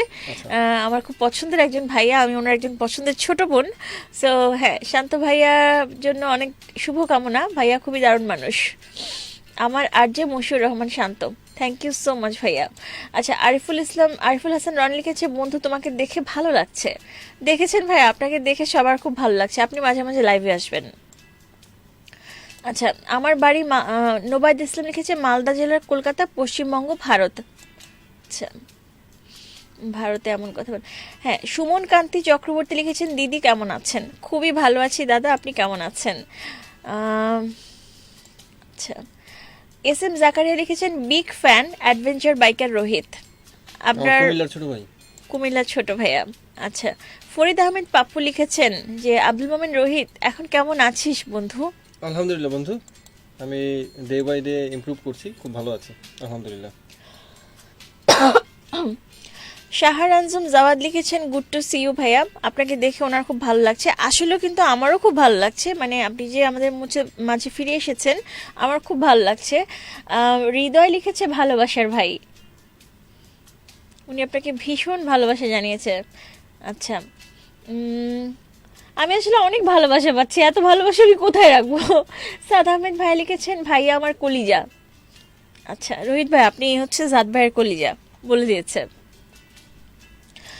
ভরসা নার্দুটক বেশ কিছু আপনাকে ইন্সপায়ার করেছে, সে প্রার্থনা জানিয়েছে, সে ভালোবাসা উপহার দিয়েছে এবং সে আপনাকে হেলদি থাকতে বলেছে। That's great, thank you so much, that's a great inspiration. Howlader লিখেছেন লাভ ইউ রোহিত ভাই, থ্যাংক ইউ সো মাচ ভাইয়া। সায়েন্টিস্ট নহারা লিখেছে ভাইয়াকে অ্যাক্টিভ দেখে অনেক ভালো লাগছে, আবার একসাথে ক্রিকেট খেলতে চাই। রায়হান, আপনি মনে হয় ক্রিকেট খেলেন না ভাইয়া? হ্যাঁ, একটা সময় মানে ক্রিকেট প্রফেশনালি নিব এমন চিন্তা ভাবনা ছিল, পরে যাই হোক পরিবারের চাপে, পড়ালেখার চাপে ওইসব চিন্তা ভাবনা বাদ দিতে হয়েছে। বাট ক্রিকেটটা এখনো আমার একটা ভালোবাসার জায়গা, দুর্বল জায়গা। বাইকারদেরকে নিয়ে মাঝে মাঝে আমি ক্রিকেট ম্যাচের আয়োজন করি, সুযোগ পেলেই খেলি। আসলে হয়েছে কি যে প্রত্যেকেরই একটা শখ আহ্লাদ থাকে, আপনারও নিশ্চয়ই কোনো না কোনো হবি ছিল যেটা আমার এখনো জানা হয়নি। তো বাইকিং এর পাশাপাশি আপনার কি কি হবি ছিল? কুকুর বিড়াল পালা, স্পেশালি কুকুর। আছে আপনার? না, যেহেতু ঢাকায় ভাড়া বাসায় থাকি, এখানে আসলে পালার পরিবেশটা সব সময় থাকে না। আচ্ছা আচ্ছা, যেদিন নিজের বাড়ি হবে, একটা খোলা উঠান হবে, উঠান লাগবে, সেই দিন ইনশাআল্লাহ আমার বাসায় না হলেও 10-12টা কুকুর থাকবে। That's great, that's great. আচ্ছা, সো আমরা অনেকগুলো কমেন্টস পেলাম, আরও অনেক কমেন্টস আছে। আরাফাত ইসলাম লিখেছে প্রতিদিন সন্ধ্যা 7টা। সোমরা আপু, আমি ঠিক বুঝলাম না আপনার কমেন্টটা। তানিশা ইসলাম সানা লিখেছে বাহ, nice to see you, thank you so much. Jyoti Alo লিখেছে চাচু, best wishes for you. Jyoti Alo ভাতিজি, ভাতিজি, thank you so much. Afroza Jahan লিখেছে লাভ ইউ ভাইয়া। আচ্ছা, এআর মিঠু লিখেছে আমি পঞ্চগড় থেকে। দুতি মেরিয়ান কোপ্তা লিখেছে ভাই আপনার জন্য অনেক শুভ কামনা, মানে একেবারে ভাসিয়ে দিচ্ছে বলতে গেলে। এ এ মমিন লিখেছে ভাই নেক্সট ট্যুর কখন দিব, কাম ব্যাক সুন। বলিপাড়ার ক্যাম্পিং এর মতো আবার আনপ্ল্যান্ড ক্যাম্পিং হবে ইনশাল্লাহ। ইনশাআল্লাহ, সেও ছিল ওই সফরে। আচ্ছা, সাদ আহমেদ লিখেছে জীবনে একবার হলেও ভাইয়ার সাথে অনেক দূরে কোথাও যেতে চাই ভাইয়া। সে একজন লিসেনার ইনশাআল্লাহ। আমাদেরকে লিখেছে সে আপনার সাথে যেতে চায়। ইনশাআল্লাহ। সো ইটস এ গ্রেট, মানে কি বলবো, অ্যাপ্রিসিয়েশন। ভাইয়া সিবিআর আপডেট কি? হ্যাঁ, এটা এখন রেডি টু রাইড, বাট মানে আমি হয়তো বাইকটা চালাবো না আর। ওটার সাথে আমার খুব খারাপ স্মৃতি জড়িত, যেহেতু আমি আর বাইকটা চালাবো না। আমি একটা নতুন বাইক কিনবো ভাবছি। শহীদুল হক লিখেছে তোর জন্য সবসময় দোয়া রইলো, অনেক দোয়া ধন্যবাদ আসলে, বন্ধু। অনেক দোয়া। গোপাল সরকার লিখেছে নাটোর থেকে দেখছি দাদা ও দিদি, থ্যাংক ইউ সো মাচ ভাইয়া নাটোর থেকে যুক্ত হবার জন্য। তানিশা ইসলাম সানা লিখেছে get well soon Rohit, thank you so much. ইনশাআল্লাহ। জাইনেদ শাকিল লিখেছে লাইফে কিভাবে স্ট্রাগল করে আবার ফিরে আসতে হয় সেটা জ্বলন্ত উদাহরণ রোহিত ভাই। আমি কিন্তু এই জন্যই মানে আজকে রোহিত ভাইকে আমাদের শোতে নিয়ে আসার একটা বেসিক রিজন হচ্ছে যে মানুষ কিভাবে অনেক বড় একটা স্ট্রাগল থেকে আবার লাইফে ব্যাক করতে পারে, কি পরিমাণ মনোবল মানুষের ভেতরে আল্লাপাক দিয়েছেন, এবং আল্লাপাকের রহমত যে কতটুকু মানে অশেষ এবং অসীম, সেটারই একটা মানে বিশাল উদাহরণ হচ্ছে রোহিত ভাইয়া। তো সেটার ব্যাপারে বলছিলাম। তো এরকম আরও অনেকগুলো কমেন্টস এসছে, কমেন্টসগুলোর প্রতি আমরা আবার যাব। এর মধ্যে আমরা একটু আলাপে আসি ভাইয়া। সেটা হচ্ছে যে রাইট নাও যে সিচুয়েশনটা যাচ্ছে আপনার ফিজিক্যাল অবস্থার, এখানে আপনার আসলে মানে যে মেন্টাল সাপোর্টটা বা ফিজিক্যাল সাপোর্টটা বা এক্সারসাইজগুলো, এগুলো আপনার কি ঠিকমতো হচ্ছে কিনা বা কেমন যাচ্ছে? হ্যাঁ, কারণ আপনার অনেক ফ্যান বেজ আছে, তারা জানতে চায় যে আপনি কেমন আছেন বা এগুলো কি হচ্ছে, অবস্থায়। এবং আমি আরো বেশি বেশি করছি। আমি তো মানুষটাই এমন, সবসময় নিজেকে পুশ করি, তো এখানেও আমি পুশ করতেছি। এবং আলহামদুলিল্লাহ, আল্লাহর রহমতে এখন পর্যন্ত ডাক্তারদের এক্সপেকটেশনের চেয়েও আমি এগিয়ে আছি। যেখানে ডাক্তাররা বলছে যে আমার উঠে দাঁড়াতেই হয়তো 6 মাস 7 মাস লাগবে, সেখানে আমি মাত্র 3 মাসে উঠে দাঁড়িয়েছি। এবং আজকে 8 মাসে হচ্ছে আমি একটা ক্রাচ ইউজ করে হাঁটতেছি, এবং খুব শীঘ্রই হয়তো আমি ক্রাচ ছেড়ে দিব, মানে without any support I will walk again. এটা আসলে অনেকেই বলছে, যেমন খালেদ সাহেব বলেছে রোহিত ভাই ইউ রক্স, খুশি হয়েছে। এবং শশী দাস লিখেছে ভাই আবার সেই ছাদের উপরে ক্রিকেট খেলতে পারবো? আমার হোম টাউনের ছোট ভাই, একসাথে ছাদে ক্রিকেট খেলতাম। হ্যাঁ, ইনশাল্লাহ হবে। আচ্ছা, সো ভাইয়া আমরা অনুষ্ঠানে সরি, এসি চলছে, আমার আবারও ঠান্ডা লাগছে। যাই হোক, যেটা বলছিলাম, আমরা অনুষ্ঠানের প্রায় শেষ প্রান্তে চলে এসেছি। আমি একটু জানতে চাই আপনার কাছে যে আপনার যে স্ট্রাগলটা, হ্যাঁ এখন যে মানে ট্রিটমেন্টগুলো যাচ্ছে বা আপনার এই যে কামব্যাক করাটা, এটা কিন্তু একটা এমন একটা স্টোরি যে স্টোরিটা একমাত্র আপনিই জানেন, যে নিজেকে কতটুকু মানসিকভাবে স্ট্রং না করতে পারলে মানে এরকম একটা ঘটনার পরে নিজেকে আবার ব্রিং আপ করা, আমি যে মানে সুস্থ হব, আমি আবার কাজ। আপনি এখন অফিস করছেন? জি, অফিস শুরু করেছি জি। মার্চের 1 তারিখ থেকে। মার্চের 1 তারিখ থেকে আপনি অফিস করছেন, which is really unbelievable and মাশাআল্লাহ, আই মাস্ট সে আলহামদুলিল্লাহ। সো এই ব্যাপারগুলো আপনি একটু আমাকে জানান যে আসলে একটা জিনিস আমাকে তাড়িয়ে বেড়ায়, সেটা হচ্ছে মানে আমার রেগুলার লাইফেও কিন্তু আমি মানে দম নিতাম, বা বলে না যে রিল্যাক্স হওয়া, সেটা হচ্ছে আমি আমার বাইকিং এর মাধ্যমে হইতাম। একটু হাফ ছেড়ে বাঁচা, একটু রিল্যাক্স হওয়া, একটু রিফ্রেশমেন্ট ছিলই হচ্ছে আমার বাইকটা। তো আমি যখন অসুস্থ হয়েছি আমি দেখলাম যে আমি একমাত্র শুধুমাত্র আমার ওই আগের লাইফে ফিরতে না পারলে আমি মানে I will not feel alive. আমাকে অবশ্যই আবার আগের ফর্মে ফিরে যেতে হবে, না হলে আসলে আমি বাঁচতে পারবো না, আমি মানে মন খুলে শ্বাস নিতে পারবো না। তো ওই জিনিসটাই আমাকে তাড়িয়ে বেড়ায়, ওই জেদটাই আমার ভিতরে বেশি কাজ করে যে আমাকে অবশ্যই আগের যে আমি অবস্থায় ফিরতে হবে, যেমনটা আমাকে ছিলাম ফিরতেই হবে, নাহলে আমি নিঃশ্বাস নিতে পারবো না। তো ওই নিঃশ্বাসটা নেওয়ার জন্যই আমি এখন একটু সময় নিচ্ছি, নিজেকে আবার আস্তে আস্তে আস্তে আস্তে তৈরি করছি, এবং আল্লাহর রহমতে এখন পর্যন্ত আমার প্রোগ্রেস ভালো। হয়তো আর 4-5 মাস বা ম্যাক্সিমাম 6 মাসের মধ্যেই আপনারা ভালো একটা রেজাল্ট দেখতে পাবেন ইনশাল্লাহ। আমরা মন থেকে দোয়া করছি। আপনি নিশ্চয়ই জানেন যে আপনার জন্য অনেক মানুষ দোয়া করেছে, আপনি নিশ্চয়ই মেসেজ পেয়েছেন, অনেক কল পেয়েছেন, অনেক ফোন পেয়েছেন। অনেক অনেক মানুষজনের ভালোবাসাটা আসলে আমি নিজেও কল্পনা করি নাই যে এত মানুষ আমাকে ভালোবাসে। মানে আপনি এটার যখন জন্য আমি একটু সুস্থ grateful। হলেন, আপনি যখন ফোনটা হাতে পেলেন, তখন আপনার কাছে কি মনে হলো যে কি পরিমাণ মানুষ আপনার জন্য মানে এই রেসপন্সটা একটু আনবিলিভেবল, বলেন। এইটা আমার কাছে আনবিলিভেবল লেগেছে, বিকজ আনবিলিভেবল। অনেক মানুষ এখনো কিন্তু আমার লাইফটা অবিশ্বাস লাগে। দেখছে এবং অনেক মানুষ লাইফটা দেখবে, পরে হলে দেখবে, বিকজ যারা আপনাকে অনেক অনেক মেসেজ পাঠিয়েছে, ভালোবাসা পাঠিয়েছে, আপনি একটু বলেন ভাইয়া তাদের জন্য। আমি তাদের কাছে একদম মানে খোলা মন থেকে চিরকৃতজ্ঞ। মানে ওই সময়টায় মানুষজন আমাকে যেভাবে সাপোর্ট করছে আমার অ্যাক্সিডেন্টের পরে, তখন তো 2 দিন আমি কোমায় ছিলাম। আমার একদম শুরু থেকে বলি, মানে ব্লাড ম্যানেজ করার সময়টা থেকে চিটংয়ের বাইকাররা, চিটংয়ের মানুষজনরা যেভাবে রেসপন্স করছে, মানে তাদের ওই রেসপন্স না পেলে হয়তো মানে রেজাল্ট অন্যরকম হতে পারতো। যদি ব্লাডগুলো না Immediate, এবি immediate। পজিটিভ আমার ব্লাড গ্রুপে খুব বেশি অ্যাভেলেবেলও না, কোনটা? AB positive. আচ্ছা, হ্যাঁ, তো দেখা যায় যে 100 জনের মধ্যে 3-4 জন থাকে হচ্ছে এবি পজিটিভ। সেইখানে এমন হয়েছে যে পরে ডোনারদেরকে ফেরত পাঠাইতেছে যে না, সাফিসিয়েন্ট আছে, আমাদের আর দরকার নাই, ওয়েটিং এ থাকেন, লাগলে বলবো। তো ধারাবাহিকভাবে এরপরে মানুষজনের ভালোবাসা, আমার প্রতি খোঁজ খবর নেওয়া, প্লাস ট্রিটমেন্টের একটা ফান্ডিং এর ইস্যু, মানে সবকিছু মিলিয়ে সবার কাছ থেকে আমি এতটা সাপোর্ট পাইছি, মানে এইটা আমি আশাও করিনি, এতটা আমি আশাও করি নাই। আমি ওদের কাছে চিরকৃতজ্ঞ। আল্লাহ পাক সবাইকে ভালো রাখুক, সবাইকে সুস্থ রাখুক। আর মানে এই রকম ইনসিডেন্ট আমি দোয়া করি যেন কারোর সাথে না হয়। আমার সাথে যে এরকম অ্যাক্সিডেন্টটা হয়েছে, এটা খুবই অ্যাবনর্মাল টাইপের একটা অ্যাক্সিডেন্ট। মানে ইফ ইউ ডোন্ট মাইন্ড, আপনি যদি শেয়ার করতে চান আসলে ঘটনাটা কি ঘটেছিল, আর শেয়ার করতে না চাইলে হয়তো সমস্যা আমি নেই। একটা লাইভে জিনিসটা আমি সবার সামনে ডিসক্লোজ করেছিলাম, হয়তো অনেকে শুনেছেন, বা যারা শুনেননি তাদেরকে বলি যে ভোরবেলার দিকে, তখন হয়তো 5:45 বাজে, সূর্যের আলো ফুটেছে।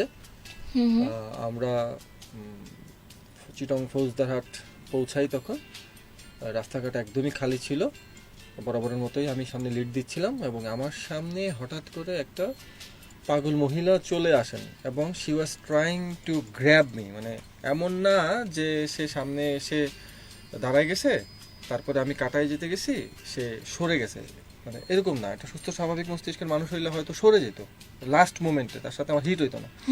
কিন্তু আমার ক্ষেত্রে মানে একটা খুবই অ্যাবনর্মাল টাইপের একটা ইনসিডেন্ট হয়েছে আর কি। মানে ওই পাগল মহিলা আমাকে ধরতে চাচ্ছিল। My goodness. হ্যাঁ, সে একদম দৌড়ে আমার সামনে আসছে, হ্যাঁ, 2 হাত প্রসারিত করে, she was trying to grab me. তো আমি একবার যখন স্কিপ করতে চাইছি, সে সেকেন্ড টাইম আবার জাম্প করছে। তো তো সে যখন সেকেন্ড টাইম আবার জাম্প করে, আমি যখন তাকে স্কিপ করতে যাই, সাইডের থেকে সে বাড়ি খায়। তো সে কিন্তু সরাসরি বাড়ি খায়নি, তার সাথে আমার একদম ফেস টু ফেস কলুশন হয়নি, সে সাইড থেকে বাড়ি খাইছে, এবং সাইড থেকে বাড়ি খেয়েও আমার ওই স্পিডে সে ওইখানে স্পটেই মৃত্যুবরণ করে। আপনি কি জানেন যে আপনার এই ঘটনাটা যখন ঘটেছে তার ঠিক কিছুক্ষণ পরে একজন ভাইয়া একটা পোস্ট দিয়েছিলেন, আমি পড়েছিলাম কমেন্টসটা, ওনার নামটা আমার মনে নেই। ঠিক সেম রোডে উনি ওনার ওয়াইফকে নিয়ে রাইড করছিলেন, ওই মহিলাকে কিন্তু উনিও ফেস করেছেন। এটা খুব কমন সিনারিও ছিল। না না, ওই রোডে, ওই রোডে বাজার একই রোডে জায়গায়, একই জায়গাতে। ওই পাগলিটার কাজই ছিল এটা। এবং যখন অ্যাক্সিডেন্ট হয়, তখন তো এলাকার মানুষজন জড়ো হয়ে গেছিল, তখন এলাকাবাসী এসে বলতেছিল যে দেখ পাগলি, তোর জন্য তো অনেক বাইক এখানে অ্যাক্সিডেন্ট করছে, অনেক My বাইকের হাত পা ভাঙছে, goodness. হ্যাঁ, আজকে সে বাইকের নিচেই তুই মারা গেলি। এইটা ওই লোকাল একজন বলছিল কথা। না না, একজন ভাইয়া পোস্ট করেছেন, উনি সকালবেলা ওনার ওয়াইফকে নিয়ে উনি ওখান দিয়ে যাচ্ছিলেন, তখন এই মহিলাটা যখন চলে এসেছিল সামনে, উনি খুবই মানে মানে কোনোভাবে উনি বেঁচে যান। তখন উনি পোস্ট করেছিলেন যে এই সেম সিচুয়েশনের সামনে আমিও পড়েছি। আমি সেই কমেন্টসটা আমি দেখেছিলাম, বাট এই মুহূর্তে আমার মনে নেই। ওই ভাইয়া যদি শোটা অনেকের সাথেই ঘটেছে, অনেকের সাথেই ঘটেছে, হোয়াটএভার, আমরা এই ব্যাপারে আর না যাই আসলে। আমাদেরকে লিখেছেন যে টিবিএল ট্যুর নিয়ে কিছু মেমোরি শেয়ার করেন ভাইয়া। আচ্ছা, টিবিএল, এখানে আমি বলি মানে বাংলাদেশে আমি কিছু ট্যুর করেছি যেটা বাইকারদের মুখে মুখে। আলহামদুলিল্লাহ, আল্লাহ পাক আমাকে সেই মানে তৌফিক দিয়েছেন, আল্লাহ পাকের রহমতে আমি কিছু সফর করতে পেরেছিলাম। তেমনই একটা সফর ছিল টিবিএল। এটা কিন্তু আমি তো ইন্টারন্যাশনাল ট্যুরও দিছি, সেগুলো তো মানুষজনের মনে আছে, প্লাস দেশের ভিতরে, এই ছোট্ট দেশটার ভিতরে আমি কিছু ট্যুর দিয়েছি যেগুলো ছিল খুবই আইকনিক। তো তেমনই ফেভারিট একটা ট্যুর ছিল আমার টিবিএল, সংক্ষিপ্ত রূপ হচ্ছে টিবিএল, মানে টার্গেট বর্ডার লাইন। মানে ওই ট্যুরের আমাদের অবজেক্টিভই ছিল যে আমরা বর্ডার লাইন ধরে ধরে ধরে ধরে যাব, মানে একদম বাংলাদেশের বর্ডারটা ঘুরে ঘুরে। হ্যাঁ। ওয়াও। তো সম্পূর্ণ বর্ডার আমরা কভার করিনি, আমি শুধুমাত্র ওই পঞ্চগড়ের মানে 0 পয়েন্ট, যেটা বাংলাবান্ধা, বাংলাবান্ধা থেকে শুরু করে আমি তামাবিলে এসে শেষ করেছিলাম, মানে বাংলাদেশের উত্তর অংশের বর্ডারটা। হ্যাঁ, আমার কাছে মনে হয়েছে যে এই বর্ডারটা আনএক্সপ্লোরড, এখানে অনেক কিছু দেখার আছে, অনেক হিডেন বিউটি আছে।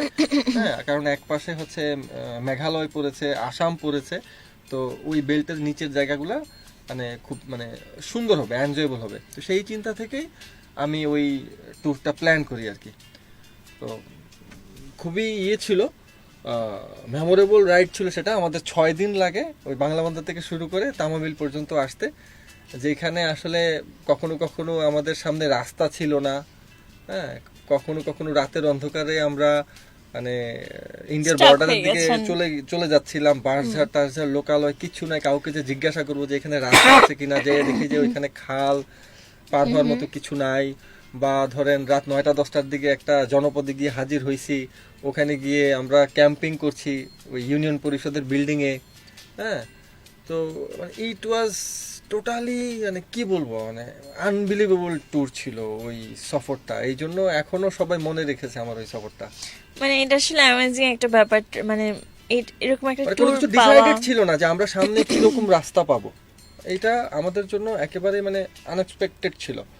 আর হচ্ছে মানে আমরা ওইভাবে প্ল্যান করছিলাম যে সবাই খুব ফ্লেক্সিবল থাকতে হবে, আমাদের সবার কাছেই ক্যাম্পিং গিয়ার্স ছিল, যে যেখানে আমরা রাত হবে সেইখানেই আমরা ক্যাম্পিং করে ফেলবো, আশপাশ থেকে আমরা খাবার জোগাড় করার চেষ্টা করব। তো আল্লাহর রহমতে ওইভাবেই আমরা সফরটা শেষ করেছিলাম। আচ্ছা ভাইয়া, এই যে পুরো সময়টা, যেমন রাইড দেবার আগে, রাইড দেবার পরে, অ্যাক্সিডেন্ট হবার আগে, অ্যাক্সিডেন্ট হবার পরে, আপনার সবচেয়ে মানে কাছের মানুষ কারা কারা ছিলেন যাদেরকে আপনি আসলে থ্যাঙ্কস দিতে চান? কাছের দূরের এইভাবে আলাদা করে আসলে বললে সার্কেলটা অনেক বড়, জাস্টিফাইড হবে না, মন খারাপ আমার- হবে। আমার আমার আমার গ্রুপ মেম্বার যারা যারা আসলে আমার মানে কাছে আসার সুযোগটা সবসময় বেশি পেয়েছে, তারা তো মানে অল দা ওয়ে আমার সাথে ছিল। দূরের মানুষরাও একইভাবে হয়তো সে আমার কাছে উপস্থিত থাকে নাই, কিন্তু সে মানসিকভাবে আমাকে সাপোর্ট দিয়ে গেছে, হ্যাঁ, কাছাকাছিই থেকেছে। তো সবাইকে আমি ধন্যবাদ দিব, সবাইকে, A to Z সবাইকে। শুধু আমার কাছের মানুষদেরকে আলাদাভাবে উল্লেখ করলে এটা আসলে জাস্টিফাইড হবে না।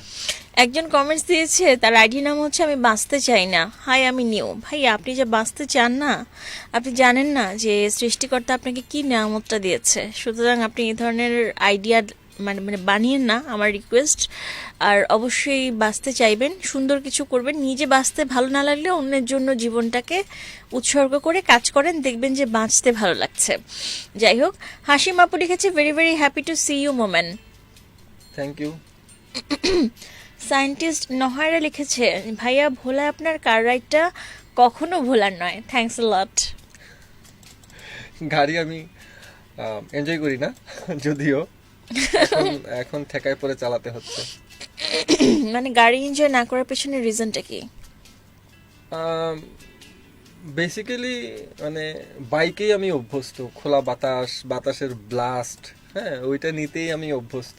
ওই বক্সের ভিতরে কার মানে আমার কাছে এটা গেমস মনে হয় আর কি, রিয়েলি আচ্ছা কিছু আচ্ছা, মনে হয় না। বুঝতে পেরেছি। আনন্দটা মানে মনটা খুলে আপনি মুক্ত বাতাসে ঘুরে বেড়ানোটা। হ্যাঁ ওইটার সাথেই আসলে আমি অভ্যস্ত। আচ্ছা, তারপরে জাহিনের শাকিল লিখেছে মানুষের দোয়া আছে আর আপনার মেয়ের প্রতি।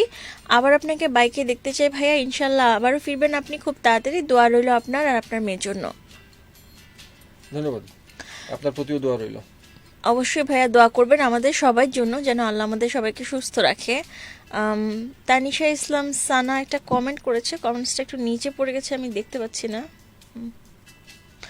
আপু অনেক সুইট করে কথা বলেন, মাশাল্লাহ, থ্যাংক ইউ সো মাচ। লিখন ভাই লিখেছে রোহিত ভাই ইনশাল্লাহ আরেকদিন দেখা হবে, মনে রাখার মতো আমি কেউ না, তারপরেও পুরনো ঢাকার লিখন আমি মনে রাখেন। আল্লাহ আপনার সামনে চলার পথগুলো আরো সহজ করে দিক, আমিন। আমিন। ঠিক আছে লিখন ভাইয়া, যদি আল্লাহ কখনো আপনারও মঙ্গল করুন। যদি কখনো রোহিত ভাইকে পুরনো ঢাকায় পান অবশ্যই ট্রিট দিবেন। পুরনো ঢাকার মানুষদের কাছ থেকে ট্রিট নিতে হয়, এটা নিয়ম। ভাই আমরা অনুষ্ঠানের প্রায় শেষ প্রান্তে চলে এসেছি, আমাদেরকে আস্তে আস্তে বিদায় নিতে হবে। সো আপনার কি কোনো কিছু বলার আছে কিনা? একটা জিনিস আমি জানতে চাই, আপনার লাইফের বেস্ট অ্যাচিভমেন্ট আপনি কোনটা মনে করেন? বেস্ট অ্যাচিভমেন্ট এই যে যতগুলো জায়গায় প্রত্যেকটাই আমার কাছে গুরুত্বপূর্ণ। আমার প্রত্যেকটা অ্যাচিভমেন্টই হচ্ছে আমার মানে কোথাও কি এমন কোন একটা ভালোবাসা পেয়েছেন যেটা আপনি কখনো এক্সপেক্ট করেননি? যেমন আমরা ধরেন এমন কোন একটা জায়গায় গেলাম, অপরিচিত মানুষ আমাদেরকে খাবার দিল বা থাকতে দিল, এরকম কিছু খুব ছোট জিনিসও কিন্তু আমাদের জন্য লাইফে খুব সিগনিফিকেন্ট ব্যাপার বয়ে আনে। খুব বড় কিছু যে হতে হবে নট নেসেসারি, যে রিকগনিশন হতে হবে নট নেসেসারি। সো আপনার লাইফে কোনো মেমোরেবল স্মৃতি আছে কিনা যেটা আপনার কাছে মনে হয় যে না, আমার জীবনে বেঁচে থাকার সার্থকতা হচ্ছে এরকম? আচ্ছা, তাহলে একটা ঘটনা বলতে হয়। বলুন। এটা হচ্ছে আমার সেকেন্ড ইন্টারন্যাশনাল ট্যুর, যেটা 2017-তে ট্রাই নেশন যেটা করেছিলাম। তো সেই দিন আমরা মানে ওইটা ছিল আমার ট্যুরের সেকেন্ড রাত। আমি সোনাং সরি মাওলিনং, এশিয়ার ক্লিনেস্ট ভিলেজ যেটা, ওইখানে ছিলাম। তো মাওলিনং থেকে রাতের বেলা আমরা 3-4 মানে ওইখানে থাকতে থাকতে আরো 2টা ছেলের সাথে খুব ভালো পরিচয় হয়ে যায় আমার। একজনের নাম ছিল অজয় আর আরেকটা ছেলের নাম যেন কি ছিল আমার এই মুহূর্তে মনে পড়ছে না। অজয়ের সাথে এখন আমার ফ্রেন্ডশিপ আছে ফেসবুকে, প্রায়ই কথা হয়। তো গল্প করতে করতে আমরা বেশ ক্লোজ হয়ে গেছিলাম। রাতের বেলা আমরা লং এক্সপোজার নেওয়ার জন্য আমরা মানে কোথাও যাব, একটা পাহাড়ের উপরে যাব, পরিষ্কার আকাশের ছবি তুলবো। তো কাকে নিয়ে যাওয়া যায়? তো ওইখান থেকে ওই গ্রামের একটা লোককে আমরা নিয়ে গেলাম। তো সেই লোকটা আমাদেরকে সন্ধ্যা 7টা থেকে প্রায় রাত 12টা পর্যন্ত সময় দিল। কখনো অধৈর্য হইল না, পুরোটা সময় আমাদের সাথে ছিল। এবং আমরা যখন ছবি তুলছিলাম পাহাড়ের এক প্রান্তে গিয়ে, সে এক পাশে অপেক্ষা করছিল। তার কোনো মানে তাড়াহুড়ো ছিল না যে বাসায় তার পরিবার আছে, তাকে যেতে হবে, তার সময়ের অনেক দাম আছে। সে পুরোটা সময় ডেডিকেটেডলি আমাদেরকে দিল। হ্যাঁ, তো দেওয়ার পরে আমরা যখন রাতের বেলা ফিরলাম, ওকে যখন ওর বাসায় ড্রপ করলাম, আমরা তাকে কিছু মানে অনারিয়াম দিতে চাইলাম, কিছু টাকা পয়সা তাকে আমরা দিতে চাইলাম উইলিংলি, হাসি মুখে। সে খুব হাসি মুখে ওটা রিজেক্ট করল। সে টাকা নিলই না, নিলই না। সে মনে স্যাটিসফ্যাকশন নিয়েছে পুরোপুরি মানে এই এক্সপিরিয়েন্সটা আমার কাছে অন্যরকম ছিল। মানে তার যে বিহেভিয়ার, কিছু কিছু প্রাপ্তি আসলে নাম হয় না। আচ্ছা ভাইয়া, আপনার কি আর কিছু বলার আছে আপনার ফ্রেন্ড সার্কেল বা আপনার যারা লিসেনার্স আছে বা ফলোয়ার্স আছে তাদের প্রতি? বলার তো আছে অনেক কিছু, সংক্ষেপে বললে ওকে, সংক্ষেপে শুনি। যারা বাইক নিয়ে লং ডিস্টেন্স রাইড করেন অবশ্যই খুব সাবধানে রাইড করবেন। অবশ্যই ট্রাফিক রুলস মেনে প্রপার অ্যাটায়ার মেনটেইন করে, অ্যাটায়ার বলতে সব কিছু, হেলমেট থেকে শুরু করে বুট পর্যন্ত, সেফটি গিয়ার্স, জ্যাকেট, সব কিছু অবশ্যই ভালো মানের ইউজ করবেন। আর রাইডিংয়ে সবসময় মাথা ঠান্ডা রাখবেন, একদম কুল, অন্য কোনো চিন্তা মাথায় আনবেন না, জাস্ট এনজয় করবেন রাইডিংটা, নিজের রাইডিংটা। বাইকটার প্রপার যত্ন নেবেন, কখনো ত্রুটিপূর্ণ বাইক নিয়ে লং রাইডে যাবেন না। ঝামেলা হইলে দেখবেন যে আপনার প্যারার আর শেষ থাকবে না। আর অবশ্যই সৃষ্টিকর্তার নাম নিয়ে রাস্তায় নামবেন। আমরা জানি না আমাদের কার ডেস্টিনেশন কোথায়, আল্লাহ পাক কখন আমাদেরকে কোন পরিস্থিতিতে ফেলেন, হ্যাঁ, বা আমাদের হায়াতি কতটুকু আছে, সবসময় আমাদেরকে প্রস্তুত থাকতে হবে। হ্যাঁ, যে আফটার লাইফ বলতে কিছু একটা আছে, অবশ্যই কিছু একটা আছে, সেটার জন্য নিজেদেরকে সবসময় প্রস্তুত রাখতে হবে। সবাই আমরা সাবধানে চলবো, আর অবশ্যই আমাদের সবার নিজস্ব অবস্থান থেকে আমরা দেশটাকে হেল্প করব। একটা সুন্দর দেশ গড়তে আমরা সবাই সবার অবস্থান থেকে অবদান রাখার চেষ্টা করব। ঠিক আছে। আর আজকে আমাদের অনুষ্ঠানে এসে আপনার কেমন লাগলো? হ্যাঁ, আলহামদুলিল্লাহ ভালো।